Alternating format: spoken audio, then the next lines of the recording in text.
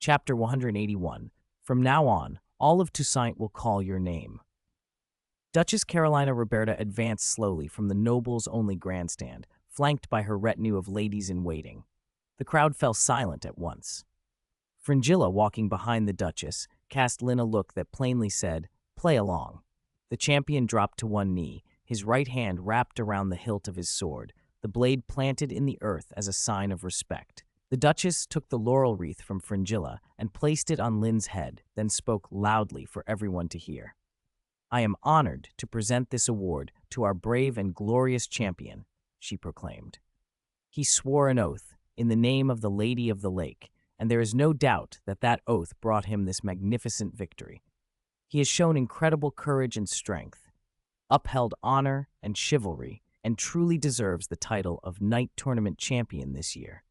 Therefore, in the presence of the Lady of the Lake and before many nobles, knights, and citizens, I, Carolina Roberta, ruler of Toussaint and Duchess of Beauclair Palace, hereby confer upon you the title of Baron in the Duchy of Toussaint. I grant you Castel d'Archiac and 5,000 acres of surrounding land. For a heartbeat, the arena was stunned into silence. Then the crowd erupted. Commoners had been knighted for exceptional performance in the tournament before, but it was rare. Since Ludovic the Bold founded the duchy, no commoner had jumped past knighthood straight to a barony. A baron is the lowest noble rank, but once someone becomes noble, their life changes utterly. Toussaint is not Nilfgaard. Despite its wars and expansion, Nilfgaard regularly created openings for commoners. Military men could rise, be granted titles, and receive land for their deeds. Toussaint was different, a peaceful land without even a standing army, a place that did not expand by conquest. The benefit was peace and prosperity for ordinary folk. The downside, an absence of channels for advancement. Even a dazzlingly successful performance in the tournament rarely did more than win the patronage of a noble, perhaps a ranger knight commission at best. Supplying one's own weapons, armor, and horse to compete already put a person above 90% of Toussaint's common populace. When the crowd had first heard the grand prize might include a manor and land, many doubted it. Now the proof stood before them, and they cheered all the louder. The nobles and ranger knights smiled and congratulated their new peer. The bards in attendance would not forget the image. A commoner risen to baron, no less a legend than a knight slaying a dragon, and perhaps more intoxicating to the public. After all, the common folk dreamed more of rising from exploited to exploiter than they did of dragon slaying. A week later, a group had gathered at the entrance of Castel d'Archiac. Sebastian, the butler, dabbed at the sweat on his brow with a handkerchief. The moment the tournament ended, a dusty courier had arrived from Beauclair with instructions. The new lord was due at the manor exactly 1 week from that day. Sebastian had bent every effort to make a good impression.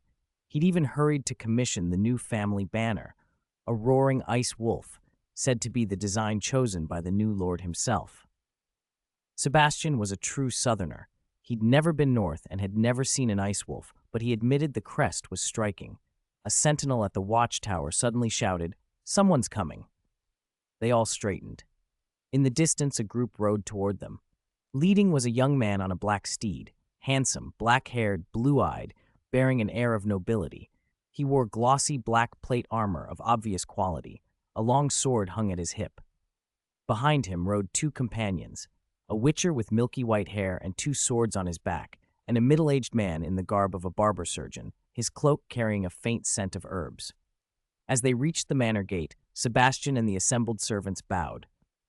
"Welcome home, esteemed Baron Linn. I am Sebastian Michalis, appointed by the Duchess to serve as your butler at Castel d'Archiac." Linn nodded and dismounted with Geralt and Regis. He gestured toward them. "These 2 are my friends. From now on, whether I'm here or away, when they visit you are to treat them as honored guests." Sebastian bowed again. "Of course, my lord." Linn told Geralt and Regis, "You 2 should go rest for now. We'll speak later." Servants led them away, and Linn turned back to Sebastian. "Now, show me my lands." "Yes, Baron, this way." Sebastian dismissed the idle servants and led Linn through the manor. Castel d'Archiac is a sizable estate. There's a mill, a winery, an herb garden, granary, smithy, stables, and a wine cellar. By the Duchess's leave, the manor is fully staffed and can operate at full capacity. Out beyond the house we grow grapes. The Merlot vines here are among the oldest in the region. Aged in oak, they lend notes of cedar and vanilla. If one were to crown a king among Toussaint wines, our rosé is the people's darling. Linn cut in, puzzled. Why do they call it rosé? It sounds like it should have something to do with roses. Sebastian smiled, as if prepared. The previous lord, the head of the Maclino family, added rose to the name because his wife adored roses.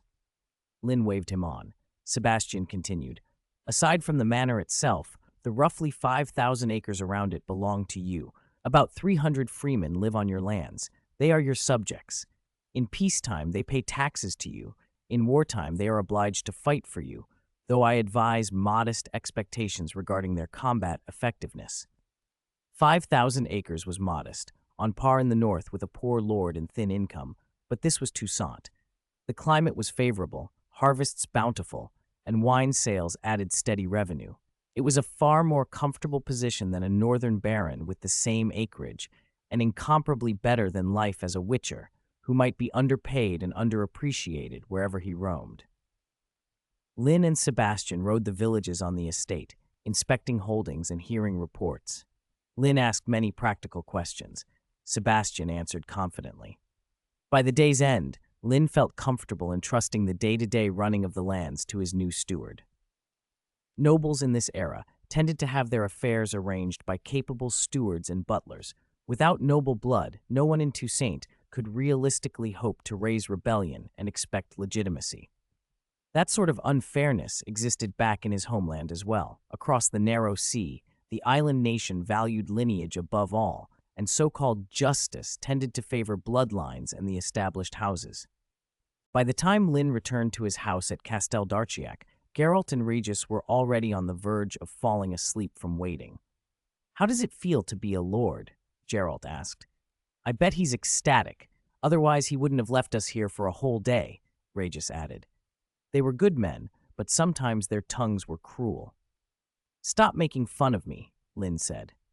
In front of Geralt and Regis, he no longer needed to keep up his disguise, so he removed it. "I took a walk around during the day," he went on. "This place is excellent. No wonder the old lord had dozens of mercenaries who turned into bandits and did his bidding." "With this territory," Geralt said, "at least the wolf school won't have to risk our necks for a few crowns anymore. We can consider longer-term things, like recruiting new apprentices." Regis coughed twice and gave a faint amused look. Should I perhaps excuse myself? Though I've never been close to witchers before, my intuition says that what you're about to discuss shouldn't be heard by strangers." Linn waved him off. "No, it's fine.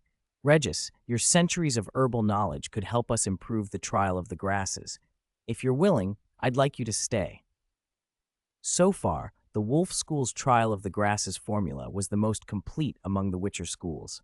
In other schools, survival after the trial was only about 3 in 10. At the Wolf School, it was closer to 4 in 10, and that was without a sorcerer casting a stabilization spell. The stabilization spell, developed specifically for the trial, eased the subject's pain and mitigated some of the physical damage. Vesemir had said that when Kaer Morhen still had resident sorcerers, a stabilization spell could raise the survival rate by another 1 or 2/10. Linn thought the rate could be improved further, by refining the formula itself, or by adding a series of pre-potions to help apprentices adapt to the trial. "Recruiting new apprentices," Geralt muttered, and his teeth clenched at the idea. The Wolf School, much like the Stoic Bear School, simply lacked enthusiasm for bringing in new boys. Lambert had been sold to the Witchers by his father. He wouldn't let other children suffer the same fate. Berengar was similar. Eskel had once invoked the law of surprise decades ago, but had abandoned the child he'd claimed. Geralt himself had invoked the law of surprise in Sintra 2 years back. He hadn't known what he was doing at the time. It had happened almost by accident or by fate. In hindsight, he sometimes wished he'd asked for coin instead. A child tied to a princess would grow up a prince, and a princess could never become a witcher. The Wolf School took only boys. After that promise, Geralt had heard unpleasant rumors.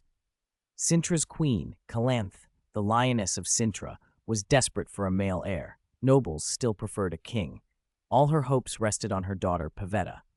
If Geralt's child had been a boy, returning to claim him would likely have met soldiers and malice, so Geralt had decided to let it go. The new generation of Witchers had little desire to add more to their number.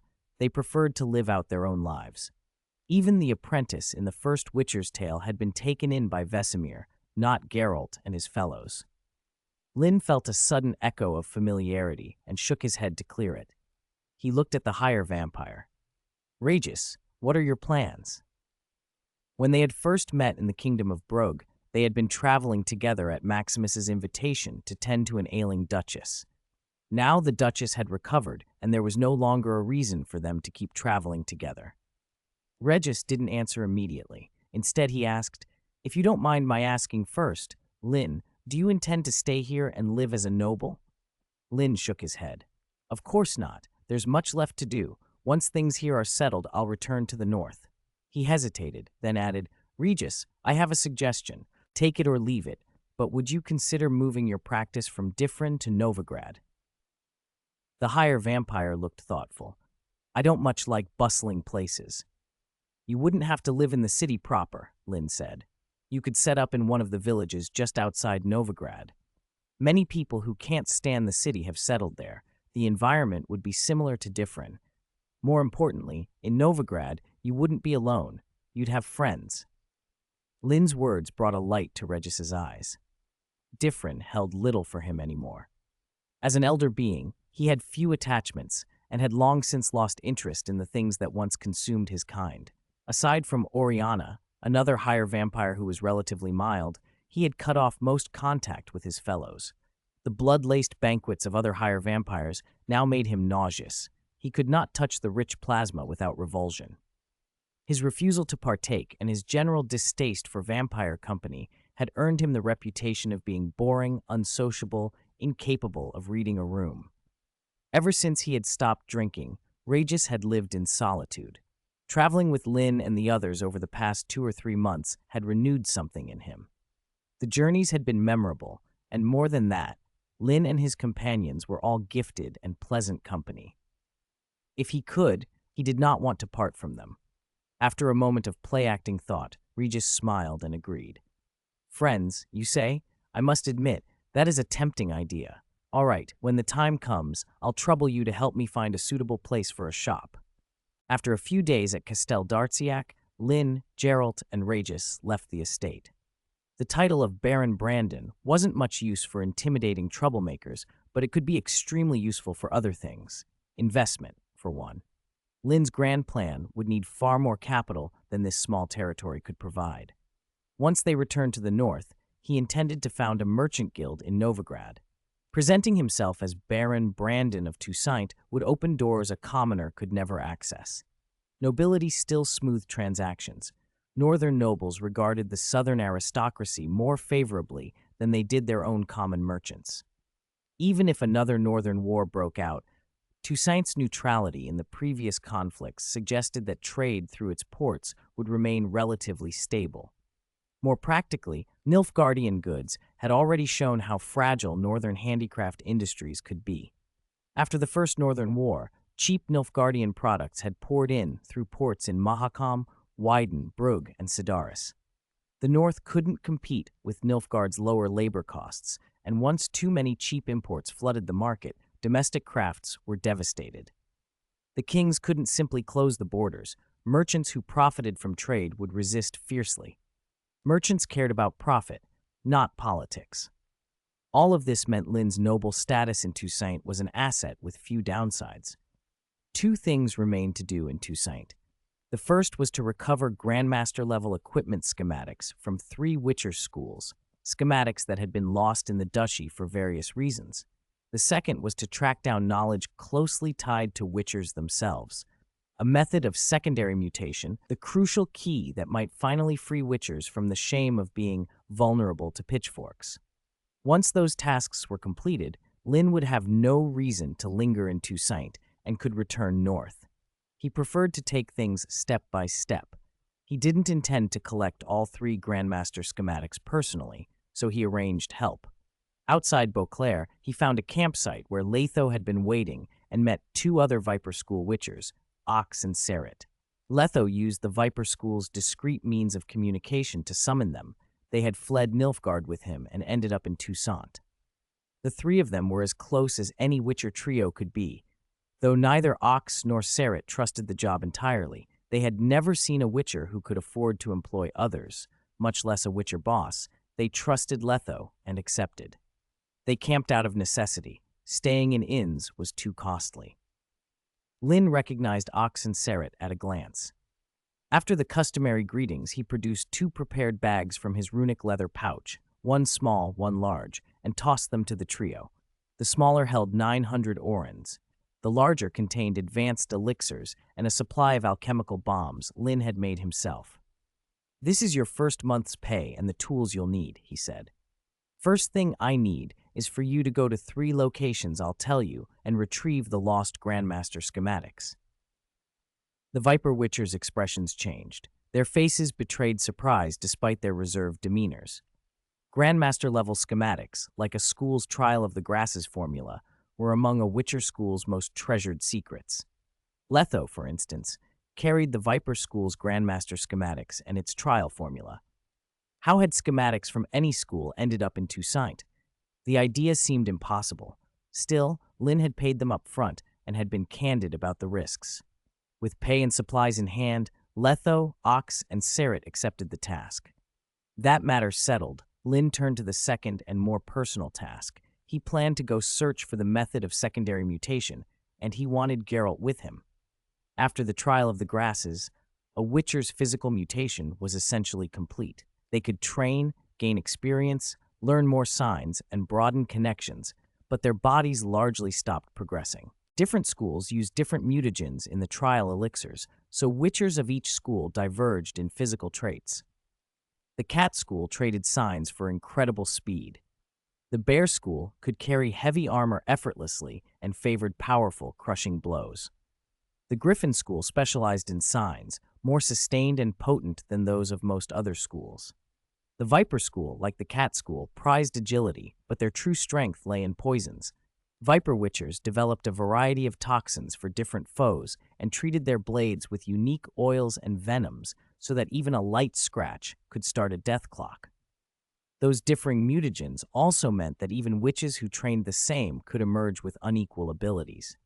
Among the young Wolf School Witchers, Geralt was stronger than Eskel, and Lambert the weakest, differences stemming from variations in the mutagens used during their trials. After the trial, a Witcher's body settled into a long stasis. For roughly 100 years, most Witchers physically and mentally remained frozen in an age span between about 18 and 40.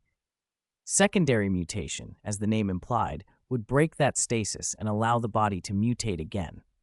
Linn intended to find that path. With the Viper trio searching for the schematics and Geralt at his side for the deeper work, he finally felt the last pieces were within reach. Chapter 184. Being young is good. We've arrived. This is the place. Geralt looked around. The last light of the setting sun spilled across the lake in golden ripples, catching Beauclair Castle and its distant towers in a warm shimmer. The lake was vast, on the scale of the one outside Vizima he'd once seen, and from here you could admire not only the water, but the cityscape of Beauclair on the far shore. "Forgive my ignorance, Baron, but I still don't see any sign of a laboratory," Geralt said. His tongue was already sharpening for comment, but Linn shot him an annoyed look. "Because the laboratory isn't here," he said, "and the only way in is to activate the portal under the lake, my great detective." If it was a portal, that explained it. Geralt still frowned. "How do you know for sure?" "Because I'm a prophet," Linn said, and pushed the rented skiff into the water. Together, they rowed toward the center of the lake. A few drowners lurked beneath the surface. Whenever one tried to leap aboard, Geralt's masterwork silver sword made short work of it. When they reached a spot Linn half remembered, he told Geralt to stay put and dove into the water. A few minutes later, he resurfaced, having found the buried ruin and the portal entrance embedded in the submerged stones. The portal wasn't active, but a teleportation crystal lay nearby. Linn, who had explored ruins before, charged the crystal with a strong Ard sign. The device glowed, the portal activated. Linn dove straight through. Geralt followed a moment later, emerging on the far side, sopping wet. "Damn it, I hate portals," Geralt grumbled. Linn didn't answer. He swallowed a superior cat potion, handed one to Geralt, and nodding toward the dark passage. The cat took effect. The world snapped into the Witcher's high-contrast vision. Behind them, the portal they had entered through pulsed every now and then, sucking in stray eddies of water. Ahead, a passage sloped downward into the ruin. Linn seemed less affected by passing through portals than Geralt. Youth, Geralt guessed, and he waited calmly until the Witcher composed himself. Then they went down. Deeper in, elven architecture opened up. Halls and chambers connected by a weave of corridors and staircases, a maze of tasteful geometry. It was unmistakably elven. They twisted through it until they came to a raised platform, and Linn suddenly stopped. Under Geralt's questioning look, Linn produced several bottles and downed them, superior potions. "Get ready," he said. "There's a fight coming." If anyone else had warned him, Geralt would have snarked. Given what they'd already found, an underwater portal, a teleporter hidden beneath Beauclair, Geralt kept quiet. He took his own potions, and Linn pointed to 2 stone panthers flanking the platform. "See those? They'll wake the moment we step on. You take the left, I'll take the right." Geralt narrowed his eyes and ran Lirin over the statues. They were traps, elaborate, precise. He said nothing and nodded. As soon as both their boots touched the platform, a faint mist rose, shrouding the floor. The panthers shed chips of stone like skin. Their eyes flared blood red. They roared and lunged. If these had been ordinary tomb robbers, the sudden assault would have been fatal. But the attackers met Witchers at the ready. Linn and Geralt each braced for the charge. Bang! The Ard hit with the force of a master-level sign, amplified by superior Petrie's filter and Linn's mutation-enhancing perks. The impact sent a panther crashing away. When it scrambled up and charged again, a silver slash lit the gloom. Linn's boots thudded as he leapt, sword flashing. The blade ripped into the panther's flank, exposing not flesh but a seething core of chaotic energy. The beast howled and lunged, but Linn kept moving. He planted his right foot and pivoted, dragging the blade in an elegant arc and driving it through the animal's snout. With a sickening squelch, the jaw and part of the head fell off. The body collapsed, reverted to energy, and dissolved into the mist. Geralt's side was no different. He ended his fight cleanly, too. Both panthers disintegrated, leaving useful bits of enchanted stone and residue to loot. As they worked the remains, Geralt felt pleased he'd kept his mouth shut earlier, but curious, too. Linn moved through the ruin with the surety of someone very familiar, almost at home here. How did his younger brother, or companion, know this place so well? They took a short rest. Linn scavenged useful components. Geralt checked the edges for more traps. Then, after a few minutes, they pressed deeper. They threaded their way along narrow corridors for another 10 minutes until they squeezed through a crumbling gap in a wall. On the other side, the architecture shifted. No more elven carvings, no elegant halls. Just an unadorned service passage, utilitarian and plain. This had to be the entrance to Professor Molyu's laboratory. They hurried down the passage until it opened at a fork in the road. Chapter 185, Morrow's Ghost. Morrow's Ghost. Stop for a moment. Linn halted Geralt just as the Witcher was about to move forward. He took a Kovir longbow from his runic leather pouch, stepped up to a protruding brick in the right-hand passage of the fork, and shot. Then he yanked Geralt back. Rumble. A huge boulder fell in the left passage. With terrifying momentum, it rolled along the corridor toward the right, smashing its way until it slammed into the far end. Dust rained down from above. Geralt wiped cold sweat from his brow. Whoever had designed this trap had chosen a boulder almost the same width as the passage. Once triggered, there would be no escape for anyone inside. Linn, however, didn't stand and brood. He followed the boulder's trail to its terminus, climbed up onto the fallen rock, and reached an open area. The place had once been a great hall. Now half of it had collapsed into the depths. They stood on the remaining half, relatively intact. No way out? Geralt peered across the gap toward the fallen side, but couldn't tell whether there was an exit there. More pressing, if there was how they would get down. The way out is right here. Linn went to the opposite wall and tapped the stone. It's behind this. Geralt touched the wall too, frowning. It's solid, not an illusion. Mechanism door, Linn said. Has to be disarmed to open. He raised the longbow and fired at a particular spot in the dark hall. There were no torches and no sunlight, but both men had taken superior cat potions earlier. The blackness held no secrets for them. Linn's arrow struck a protruding brick. It retracted slowly into the wall with a click, then a sound like a lock releasing came from inside. The next brick retracted, and the next, until a series of mechanisms unlatched and a stone door rose, grinding as it slid. They climbed the steps behind it into a closed room. In the center stood a tall statue, likely an elven sage or a king, given the ruin. The chamber was circular with a high domed ceiling. Niches at regular intervals around the walls held gargoyle figures. As Linn and Geralt entered, one of the gargoyles sprang to life like the mechanical statues they'd faced earlier. Intruders, you seek your own doom. Gargoyles were magical constructs, carved and enchanted by sorcerers, incredibly strong and hard, resistant to ordinary weapons. But they were not invincible. Being magic-driven, their power could be disrupted. Dimeritium bombs, for instance, could throw their inner magic into chaos and slow them. And against two witchers with knowledge and the right tools, the advantage shifted quickly. Linn and Geralt set Ard traps on the floor, then each picked up a pickaxe one of them had prepared. Gargoyles could teleport short distances, but that could be guarded against. One witcher might have difficulty. Two often meant synergy greater than the sum of its parts. When the gargoyle lunged at Linn, Geralt swung his pickaxe at its back in a flurry of blows. The same happened in reverse. The Ard traps doubled the slowing effect. The gargoyle's fists were hard, but if they couldn't land a hit, they were useless.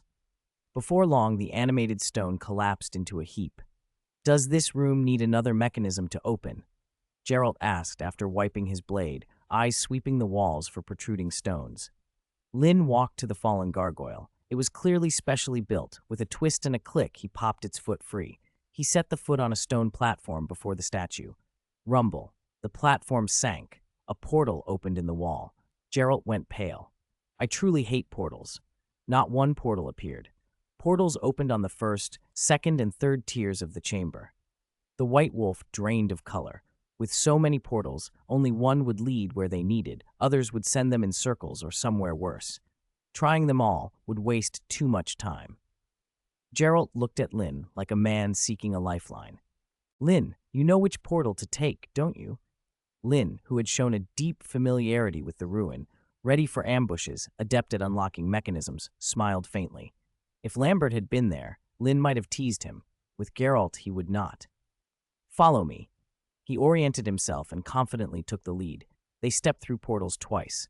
The bright light faded to a dim, faint glow. "We've arrived," Linn said. "This is Moreau's lab. Around 200 years earlier, in 1087, a sorcerer scholar named Thomas Moreau, called Molyneux by some, had been rescued from a monster by a witcher. Grateful, he had offered repayment through the law of surprise. Molyneux had been forced to give his son, Geron, to the witcher. Geron was later trained at the Griffin School and became one of them.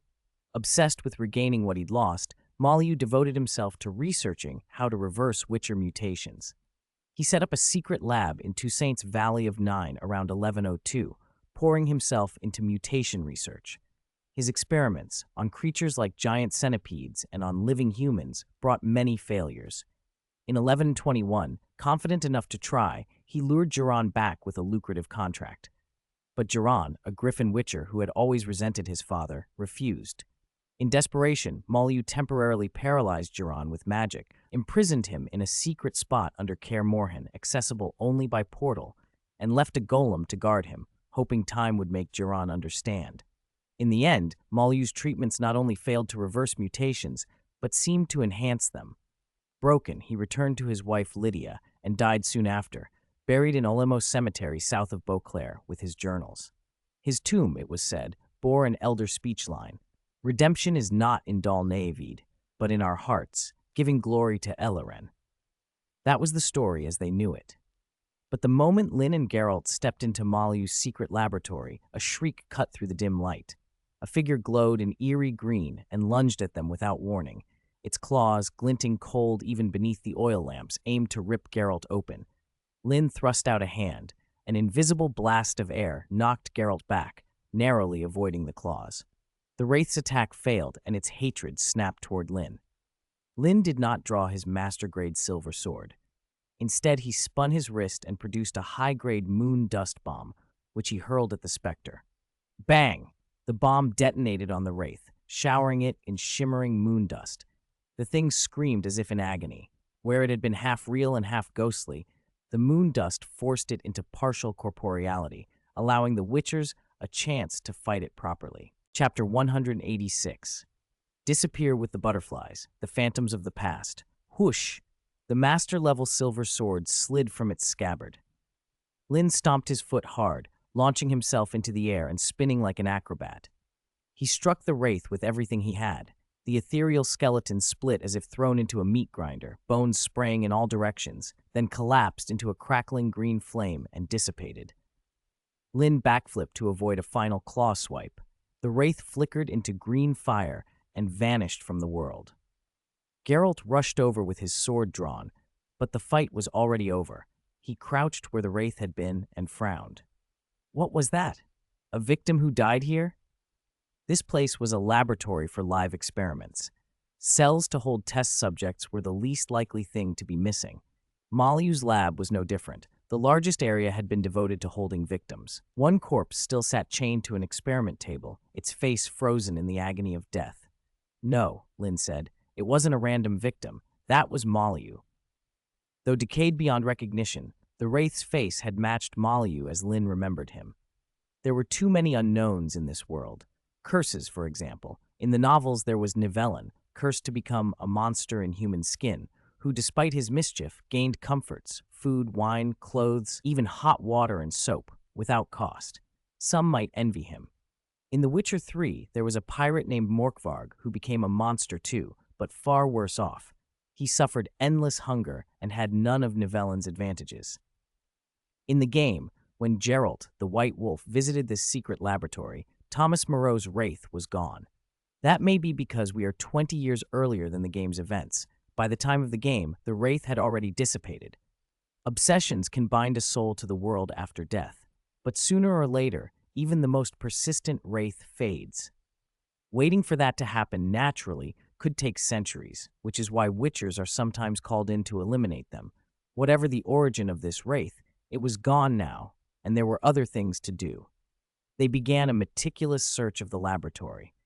Shelves of bottles and vials for secondary mutations lined the room. In one corner lay a spyglass used to record experiments. A bookcase held numerous volumes on Witchers, mutations, and genetics. And dominating the room was Maliu's mutation chamber, an Iron Maiden-like device meant to force Witcher mutations to reverse, but which in practice produced secondary mutations. From his knowledge of The Witcher 3, Linn suspected the chamber itself wasn't inherently deadly, but he wasn't about to test that theory himself. He intended to show it to a sorceress first. While exploring, he hadn't relied solely on memory. He'd used his heightened Lyran senses to inspect every shadow and corner. The more he studied the originals, the books and the game, the clearer one truth became. Every dead Witcher had been a careless Witcher at some point.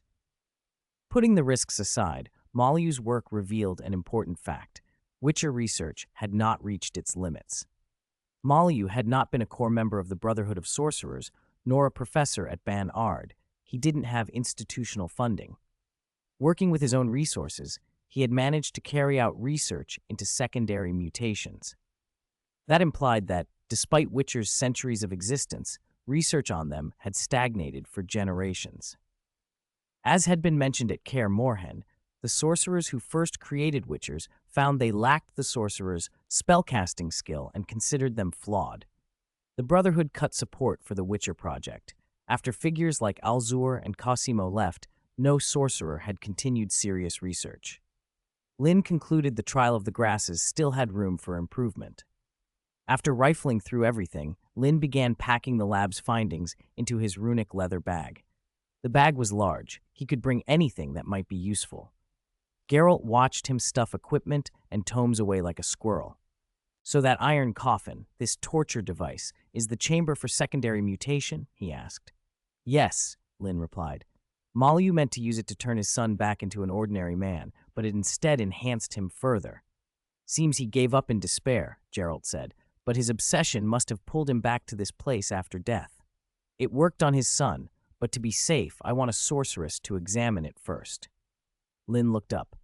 I know a sorceress, Yennefer. When we return to the north, I can try to contact her.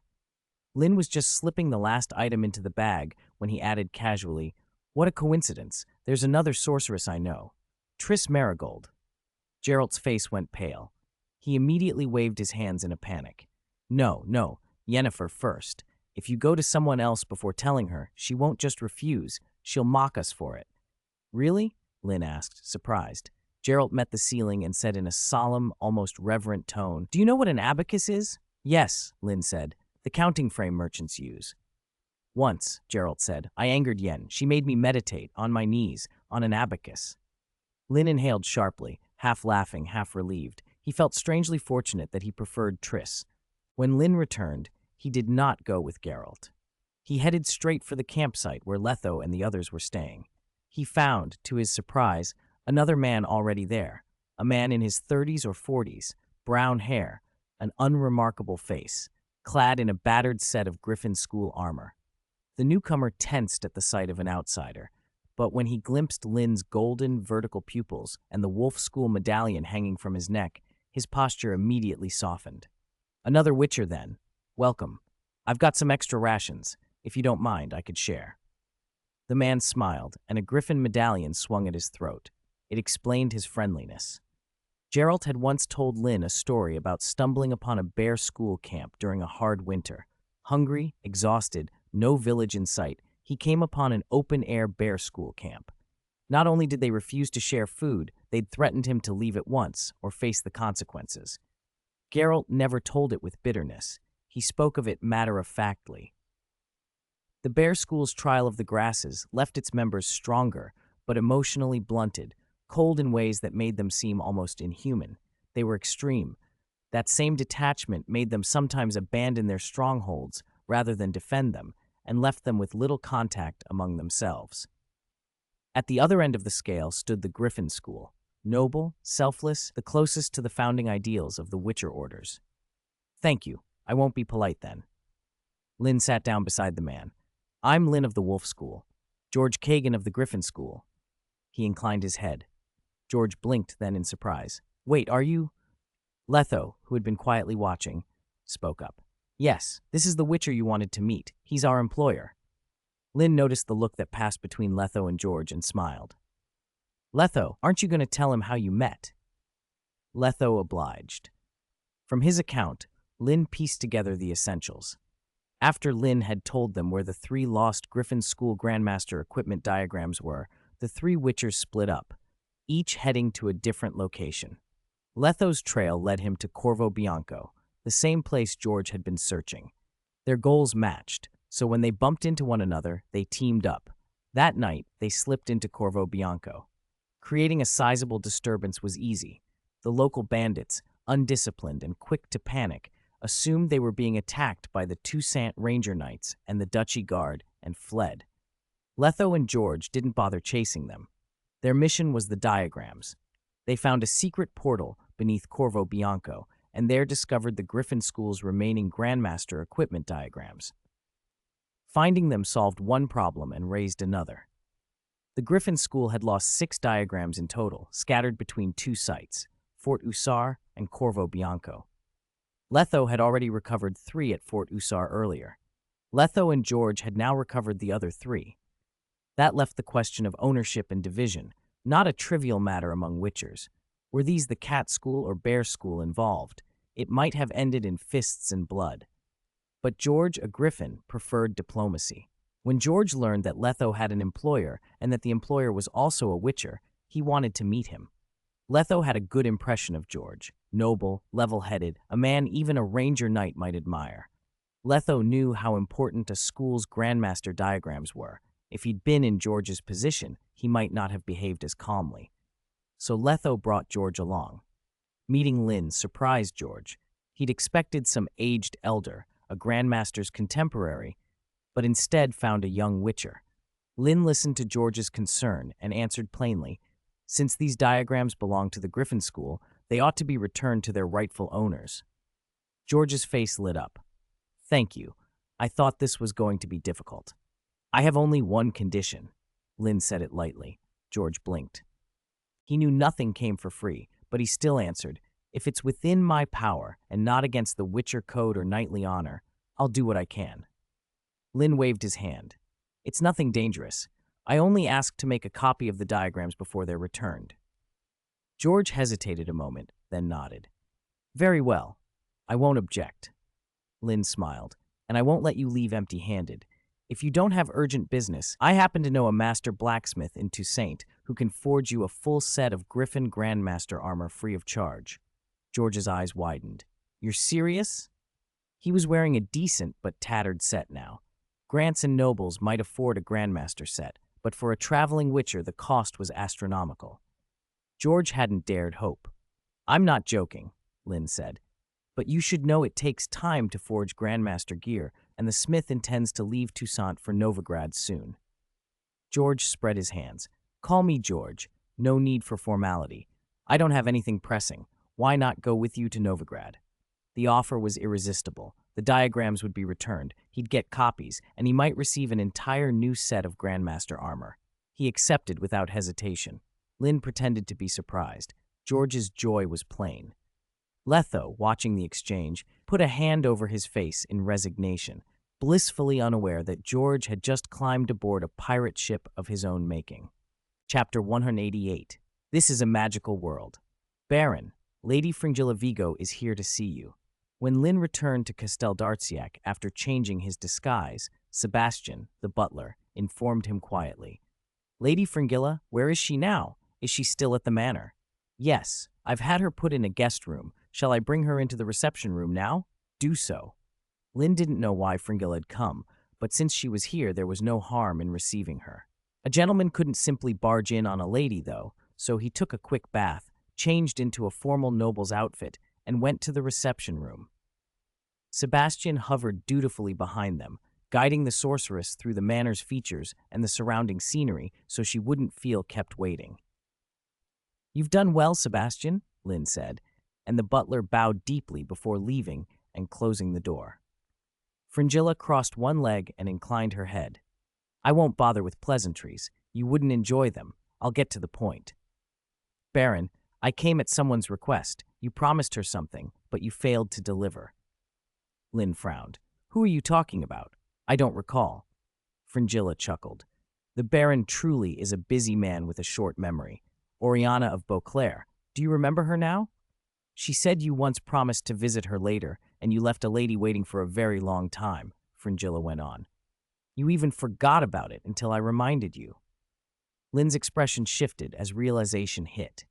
Of course. After the rescue of Tainsel in the underground sewers and the matter with Letho and Oriana had asked him to call on her later. He hadn't forgotten entirely. He'd simply set the promise aside when other things demanded his attention. He had planned to visit Oriana before leaving Toussaint. He hadn't expected that a high-level vampire would be impatient enough to send Fringilla as a reminder. A new worry surfaced. Could Oriana know? "Lady Fringilla, did Oriana send you here to Castel d'Artsiac to find me?" Linn asked. Fringilla smiled in a way that made clear she understood his concern. "Of course not, Baron. You're far too suspicious." She tapped the amulet at Linn's throat. "No one knows about that except the Duchess and me. You may rest assured." "That's a relief," Linn said, exhaling. "I haven't truly forgotten my appointment with Oriana, and I admit I left a lady waiting. I'm grateful you came in person. In that case, I shall visit her now. Sebastian." The reception room door opened and the butler appeared. "Baron, what can I do for you?"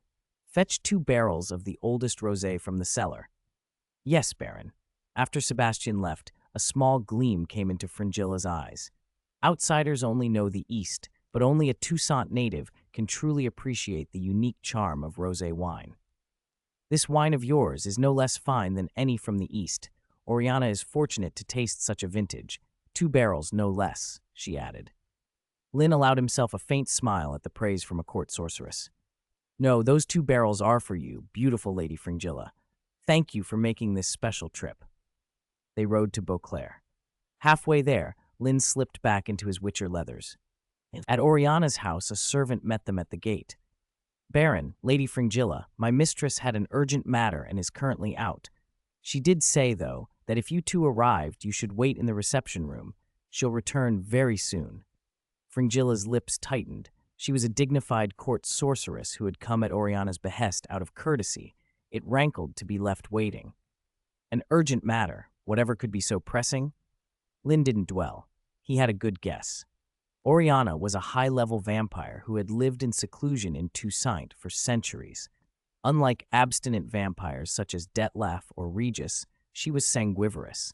She ran an orphanage outside the city for children made orphans by misfortune. To outsiders, it might look sinister.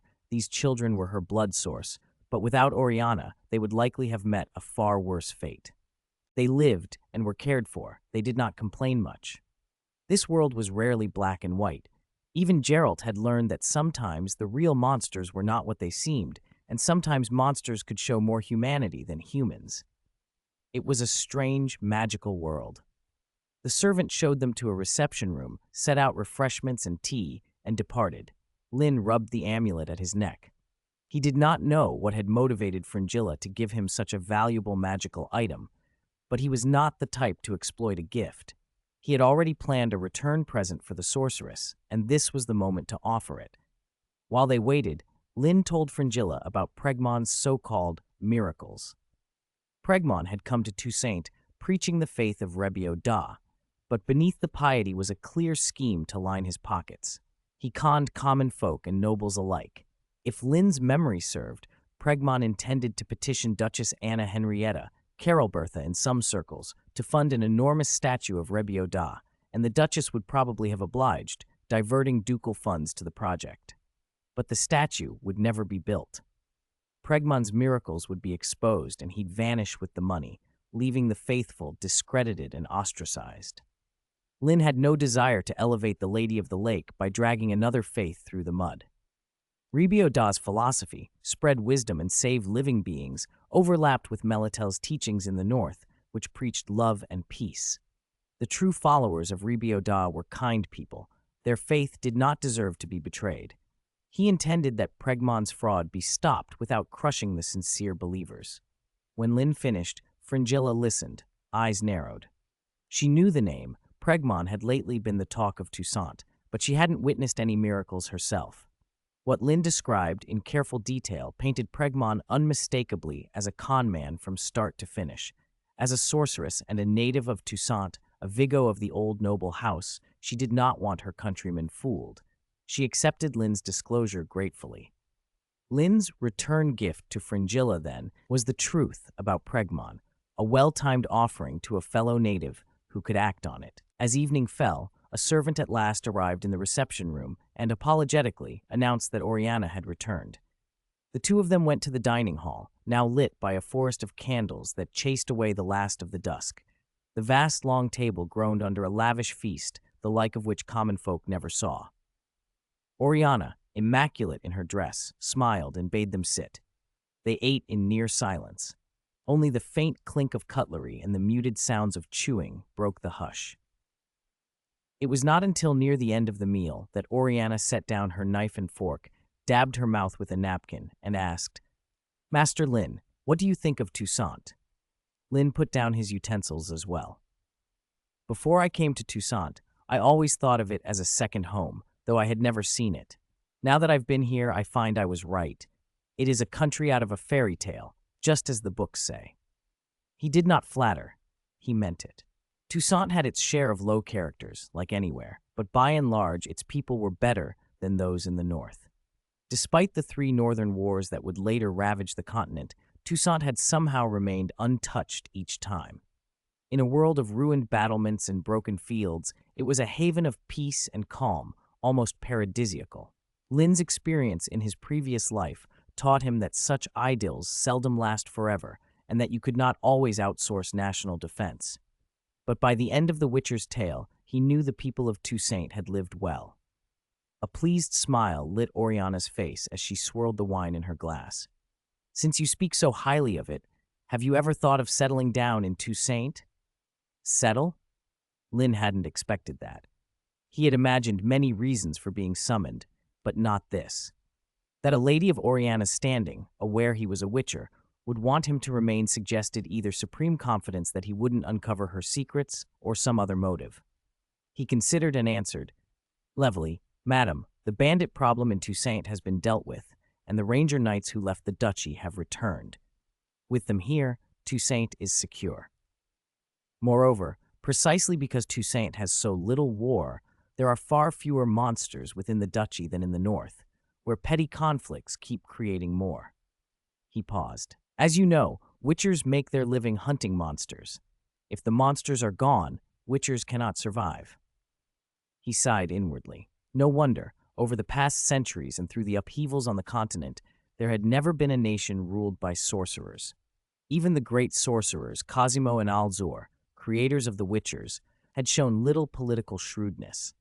They had founded the Witcher Order as an independent force, never imagining how the Brotherhood of Sorcerers or the Northern Nobles might react if another power shared in such privilege. Alzur's noble ideals and knightly spirit suited Toussaint, a land with mild weather and fewer wars, but transplant that same spirit to the harsh north, and it would wither. Worse, being noble and competent only underscored the incompetence of the lords. How would those lords react? Would they simply accept being made redundant? Oriana leaned forward, giving him a daring look that exposed the low line of her bodice. Tonight, she wore a gown that did full justice to her figure. Any other man might have found it hard to look away. Even Fringilla, sitting nearby, flushed and covered her mouth with a cup. The court of Beauclair had been captivated by Oriana's charms for years, the reason she, though an outsider, owned such a magnificent mansion in the city's heart. "I will give you a steed as black as night and as swift as the wind, a sword as bright as moonlight, inexhaustible wealth, a status that commands respect wherever you go," Oriana said, her voice smooth. "All of it, if you will only stay." Linn considered for a moment. "Your offer is tempting." Her smile deepened, enchantment spreading across her face. "And if you refuse?" He shook his head gently. "I must decline." Her expression froze. Fringilla barely contained a laugh and hid behind her cup. Oriana looked at Linn, bewildered and incredulous. "Why?" "Because there are things I still have to do." He did not elaborate. "You can tell me. Perhaps I can help." "No," he met her gaze. "No one can help me with this. Don't take that the wrong way. I do not doubt your status, wealth, or influence. It's not that. It's just never mind. Let's drop the subject." Oriana watched him closely, surprised by the steadiness in his face. Never before had a man resisted her. This was a new taste, failure. She let the topic go and instead invited Linn and Fringilla to stay the night at the mansion. Linn, who had probably expected where the evening might lead, did not refuse. What surprised him, later that night, was how open and bold the sorceresses of this age could be. Oriana came to his chamber in the small hours, and Fringilla joined them without hesitation. Dawn came while the candles were still guttering. Thanks to the friends who voted with monthly and recommendation tickets. Thank you for your support. Chapter 190. Putting aside the facts, is there nothing wrong with the world? For a while after that, Toussaint enjoyed a spell of peace. Then a charlatan named Pregmon was exposed, unmasked, and caught by the wise and formidable Fringilla. Under a powerful memory recovery spell, Pregmon confessed all his so-called miracles had been fakes.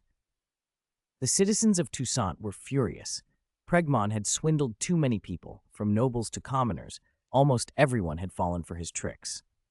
Even Duchess Carolbertha nearly believed him and had been prepared to allocate a huge sum to commission a magnificent statue of Ribioda in his name. What came next was even more scandalous. Pregmon's fraud went beyond monetary scams. He'd claimed his miracle-working secrets had been taught to him by Ribioda in a dream. That claim made many of Ribioda's female adherents worship him blindly. A con man basking in the adoration of beautiful women, the consequences were predictable. In short, Pregmon's misdeeds in Toussaint were too numerous to list, and the Duchess and her nobles felt that simple execution would be too mild. After days of debate, one heavily fleeced noble finally offered a solution. He would forgo his honor and sell Pregmon to the Nilfgaard Merchant Guild as a slave. The Nilfgaard Merchant Guild's influence on imperial politics was extraordinary. Though officially a commercial organization, it was tightly connected to the empire's politics, military, and diplomacy. Whenever the emperor wanted to wage expansionist wars, he could secure substantial initial war funds from the guild. Each time the empire expanded, the guild bought the physically able prisoners from the army at rock-bottom prices and sent them wherever labor was needed. The slaves' misery was indescribable. Even the most eloquent bards fell silent before the harsh reality. Toussaint's people unanimously agreed that was where Pregmon belonged. The one small mercy in this fiasco was that, though Pregmon had committed terrible crimes, Ribioda's sincere followers were innocent. With Fringilla personally vouching for them, those in Toussaint who did not believe in Ribioda did not make life harder for the faithful. Linn paid little heed to the public uproar. A few days later, he was invited to Beauclair Palace again. This time, the Duchess did not summon him in the Great Hall. Instead, they met on a balcony that looked over the glittering sea. Only a few people attended, the Duchess herself, Fringilla, and a handful of guards. It was a quieter gathering than before, when Count Raymond had arrived with a retinue of nobles. "Master Hunter," the Duchess said, "I hear you'll be leaving Toussaint soon?" "Yes, Duchess. My companions and I came to Toussaint on your account. Now that you're well, it's time for us to go." "Won't you stay?" Fringilla had told her that he made his living hunting monsters. "Even if Toussaint no longer has many monsters, I could offer you a position. I don't think the tax-paying citizens would mind my using some funds to keep you here." Linn inclined his head in a knightly bow. "I appreciate your kindness, Radiant Duchess, but our reasons for leaving are complicated. I must decline." The Duchess looked regretful. "Since you insist, I will not press you, but remember, the gates of Toussaint will always be open to you, Master." Linn thanked her for her generosity. Then the Duchess, after a moment, revealed the real reason for summoning him. "I hear witchers are skilled at lifting curses. Is that true? Can you lift any curse?" Linn paused to consider. "It depends, Radiant Duchess. Not every curse can be lifted. The matter is complicated. Some curses can be removed. For others, even witchers are helpless." A flash of disappointment crossed the Duchess's face, quickly masked by the composure expected of a ruler. "In that case, are you familiar with the Black Sun Curse?" Linn thought for a moment, then explained. The Black Sun Curse, sometimes called the Dark Sun Curse, is a prophecy by a sorcerer named Edibad.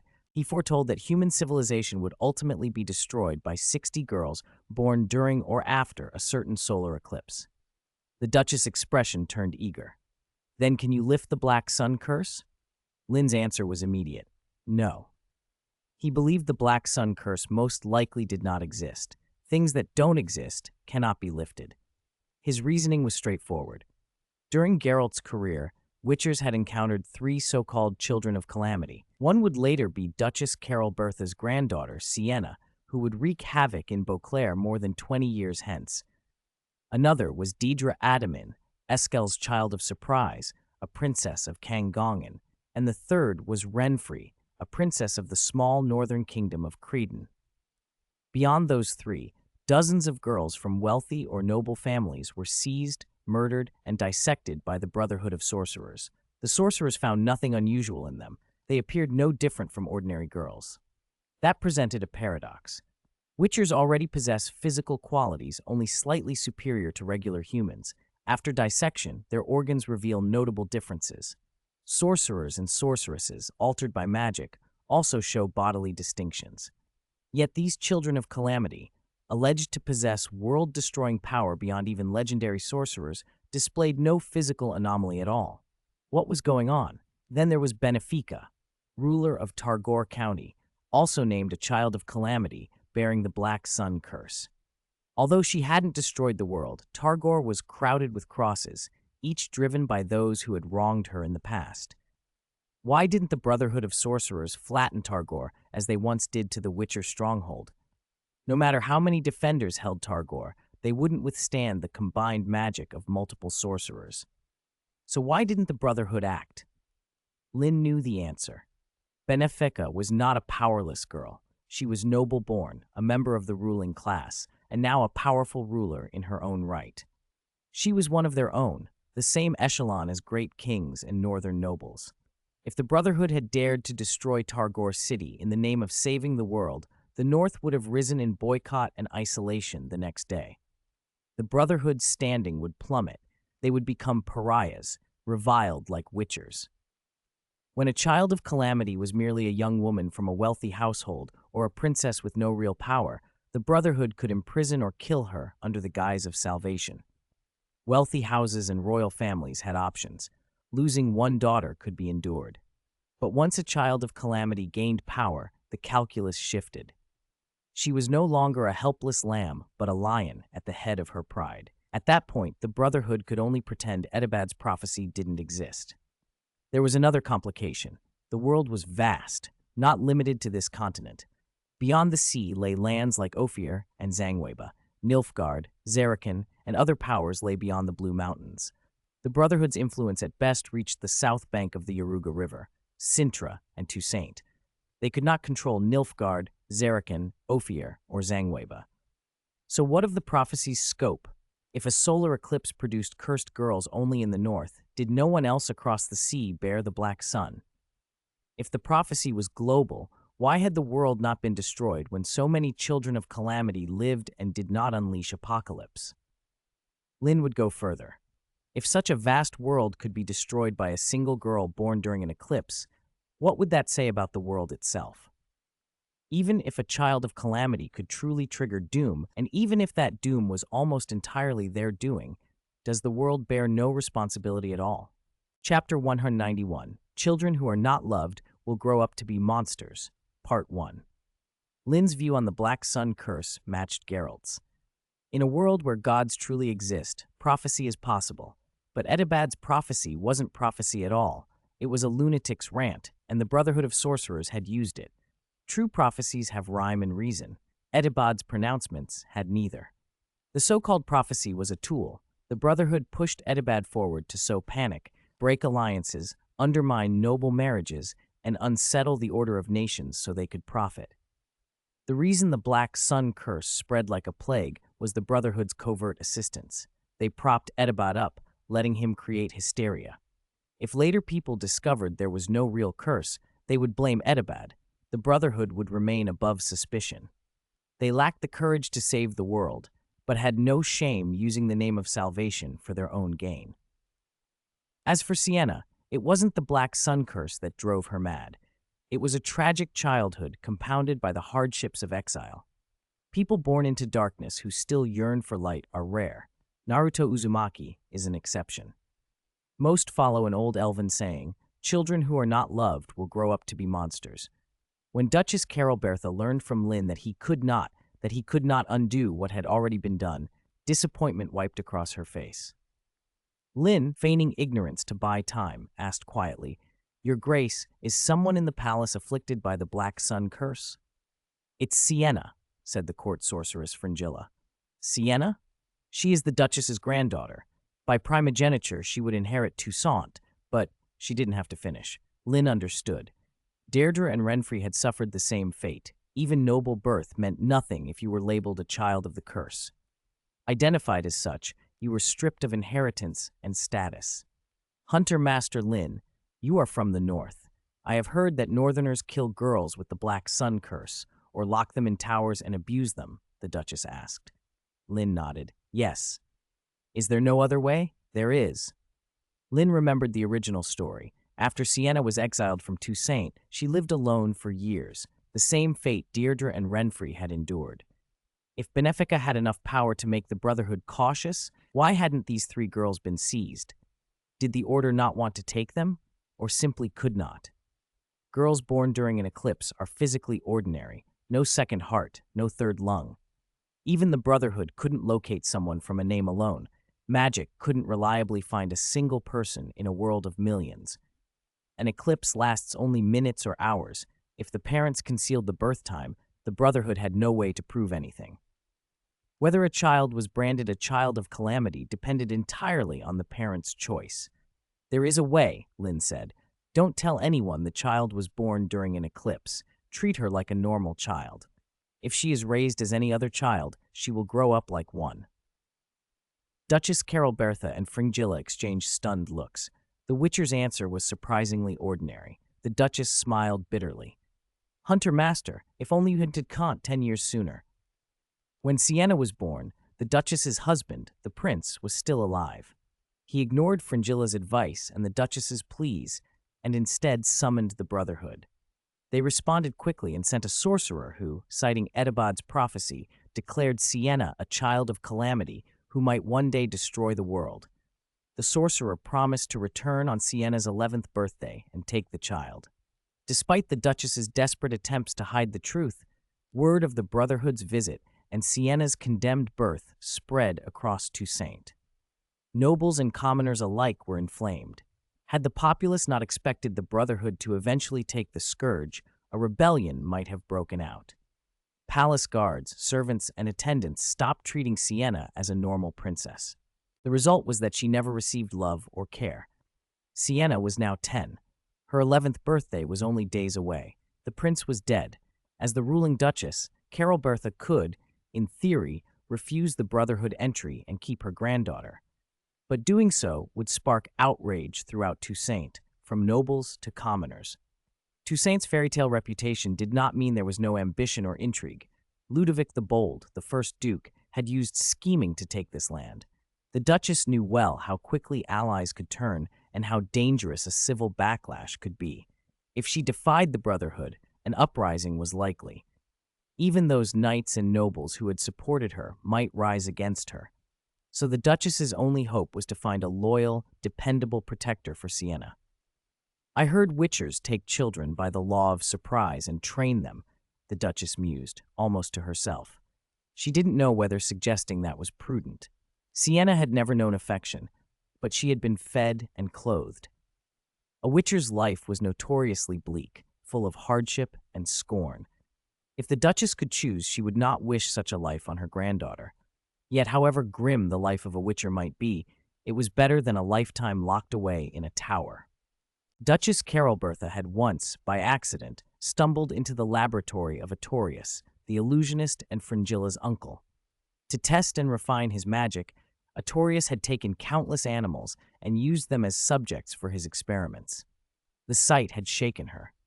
Carolbertha had always considered herself strong.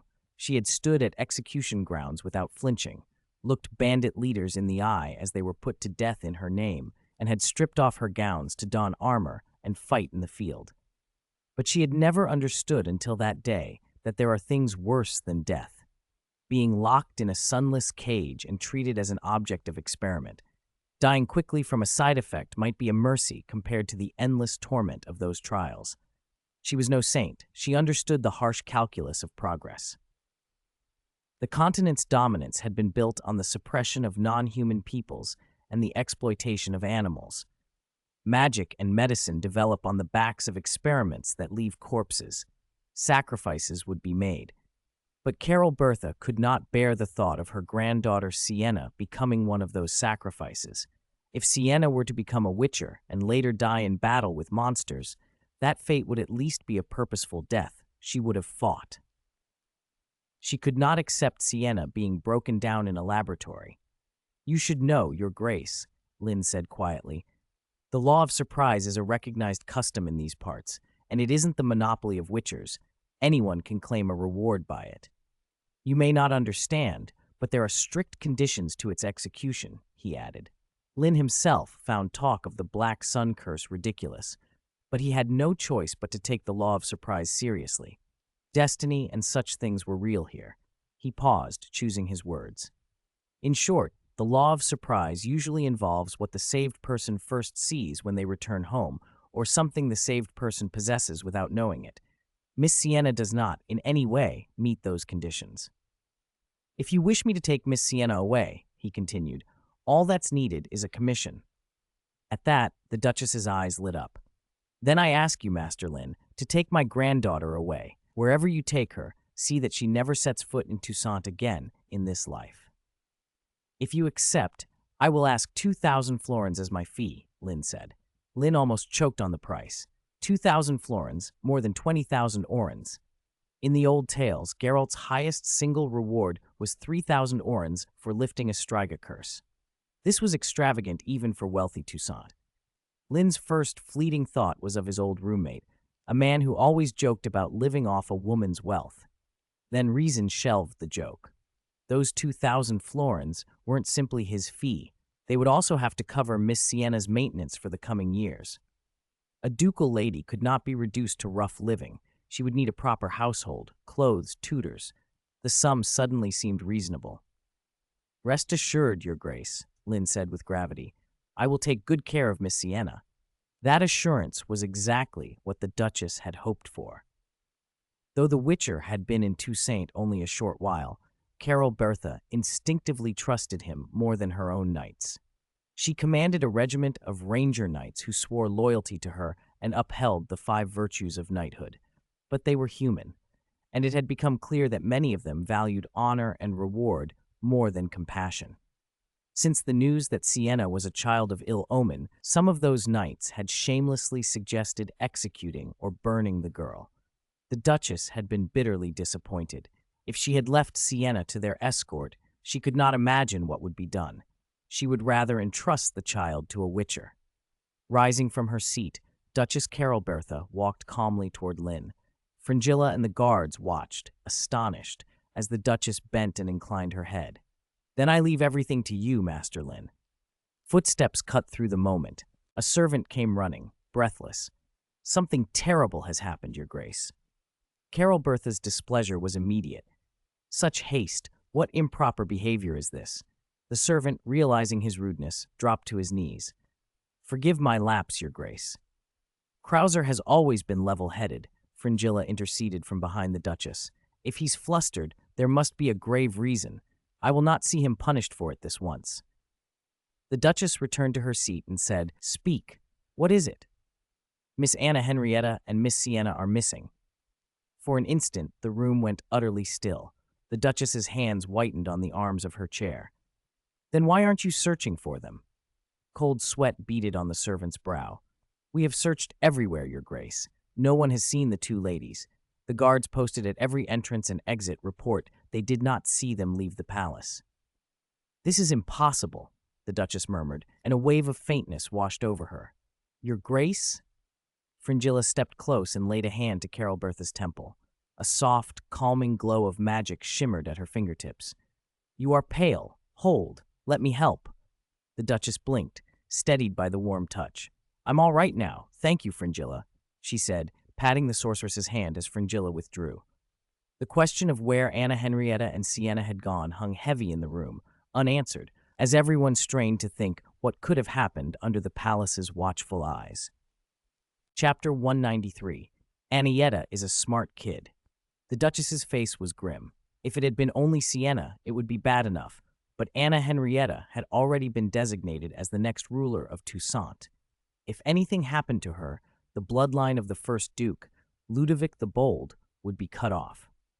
Noticing the Witcher lost in thought, the Duchess seized on him like a drowning person grabbing a straw and asked urgently, "Hunter Master Linn, I heard Witchers are experts at tracking. Could you help find Sienna and Anna Henrietta?" "Of course," Linn said. His gaze turned to the servant who had made the report. "Where did you last see the 2 young ladies?" The servant hesitated, looking to the Duchess for permission. She waved him on impatiently. "Answer whatever the master asks."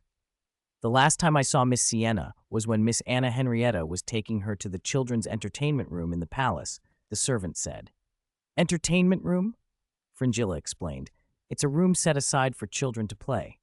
With the Duchess's orders that Miss Sienna must be accompanied anywhere she went, 2 guards followed the young ladies to the entertainment room, the servant continued. Linn frowned. So far, nothing odd. And then, 2 little girls under 10 just vanished under the guards' noses? The servant swallowed. "No, Hunter Master. It was actually Miss Anna Henrietta who asked the guards to leave. She knew Miss Sienna didn't have long left in Beauclair." "The guards understood Miss Anna Henrietta's meaning and complied," the servant added. "By the time they realized something was wrong and rushed back in, the girls were gone." The Duchess started, then snapped. "Anna Henrietta, how could she know? Didn't I order that no one speak of Sienna leaving in front of Anna Henrietta?" "I don't know, Duchess," the servant stammered. Fringilla said quietly, "Most likely Anna Henrietta put two and two together herself. She's been a bright child since she was little." Duchess Carolbertha gave a helpless sigh. Lynn's questioning continued. "When did the two young ladies enter the entertainment room, and when did you realize they were missing?" "A little over an hour ago," the servant answered. "The guards had been posted at the entrance the whole time. It wasn't until near dinner that the guards, worried the girls might be hungry, called for them. When there was no answer, they went inside and found no one." Linn asked a few more questions. The servant answered each one, timid and trembling. When there was nothing else to ask, Linn said, "I think I understand the situation well enough. We need to examine the entertainment room itself. Perhaps the guards missed something." He turned to the Duchess. "Duchess, I suggest you immediately post guards at all city gates in Beauclair for strict searches. Although I suspect this may be a childish prank by the two girls, we cannot rule out something far worse. If someone has abducted them, that person must still be in the city. If the gates are watched, they won't get away, even if they had wings." Lynn's quick plan brought a measure of calm to Duchess Carolbertha's panic. She snapped at the guards nearby. "Did you hear him?" "We heard, Duchess," they answered in unison. "Then why aren't you carrying it out?" she demanded, and only then did they hurry off. Fringilla stepped closer to Linn. "I'll come with you. Perhaps I'll notice something a witcher won't." Linn hesitated a moment, then smiled. "I'd appreciate the help." They excused themselves and headed toward the entertainment room. As they walked, Fringilla asked, "Linn, do you actually not believe in the Black Sun curse, or were you just saying that to put the Duchess at ease?" Since that heated night at Oriana's house, Linn and Fringilla's relationship had warmed considerably. Ever since Linn arrived in Toussaint and proved himself useful, particularly when he exposed Pregmon as a fraud, Fringilla had taken an interest in him. He had done her a favor that won her the goodwill of many nobles, and the sorceress had enjoyed a level of influence she'd rarely seen. She had even asked him not to call her lady anymore, and he had allowed her to use his first name.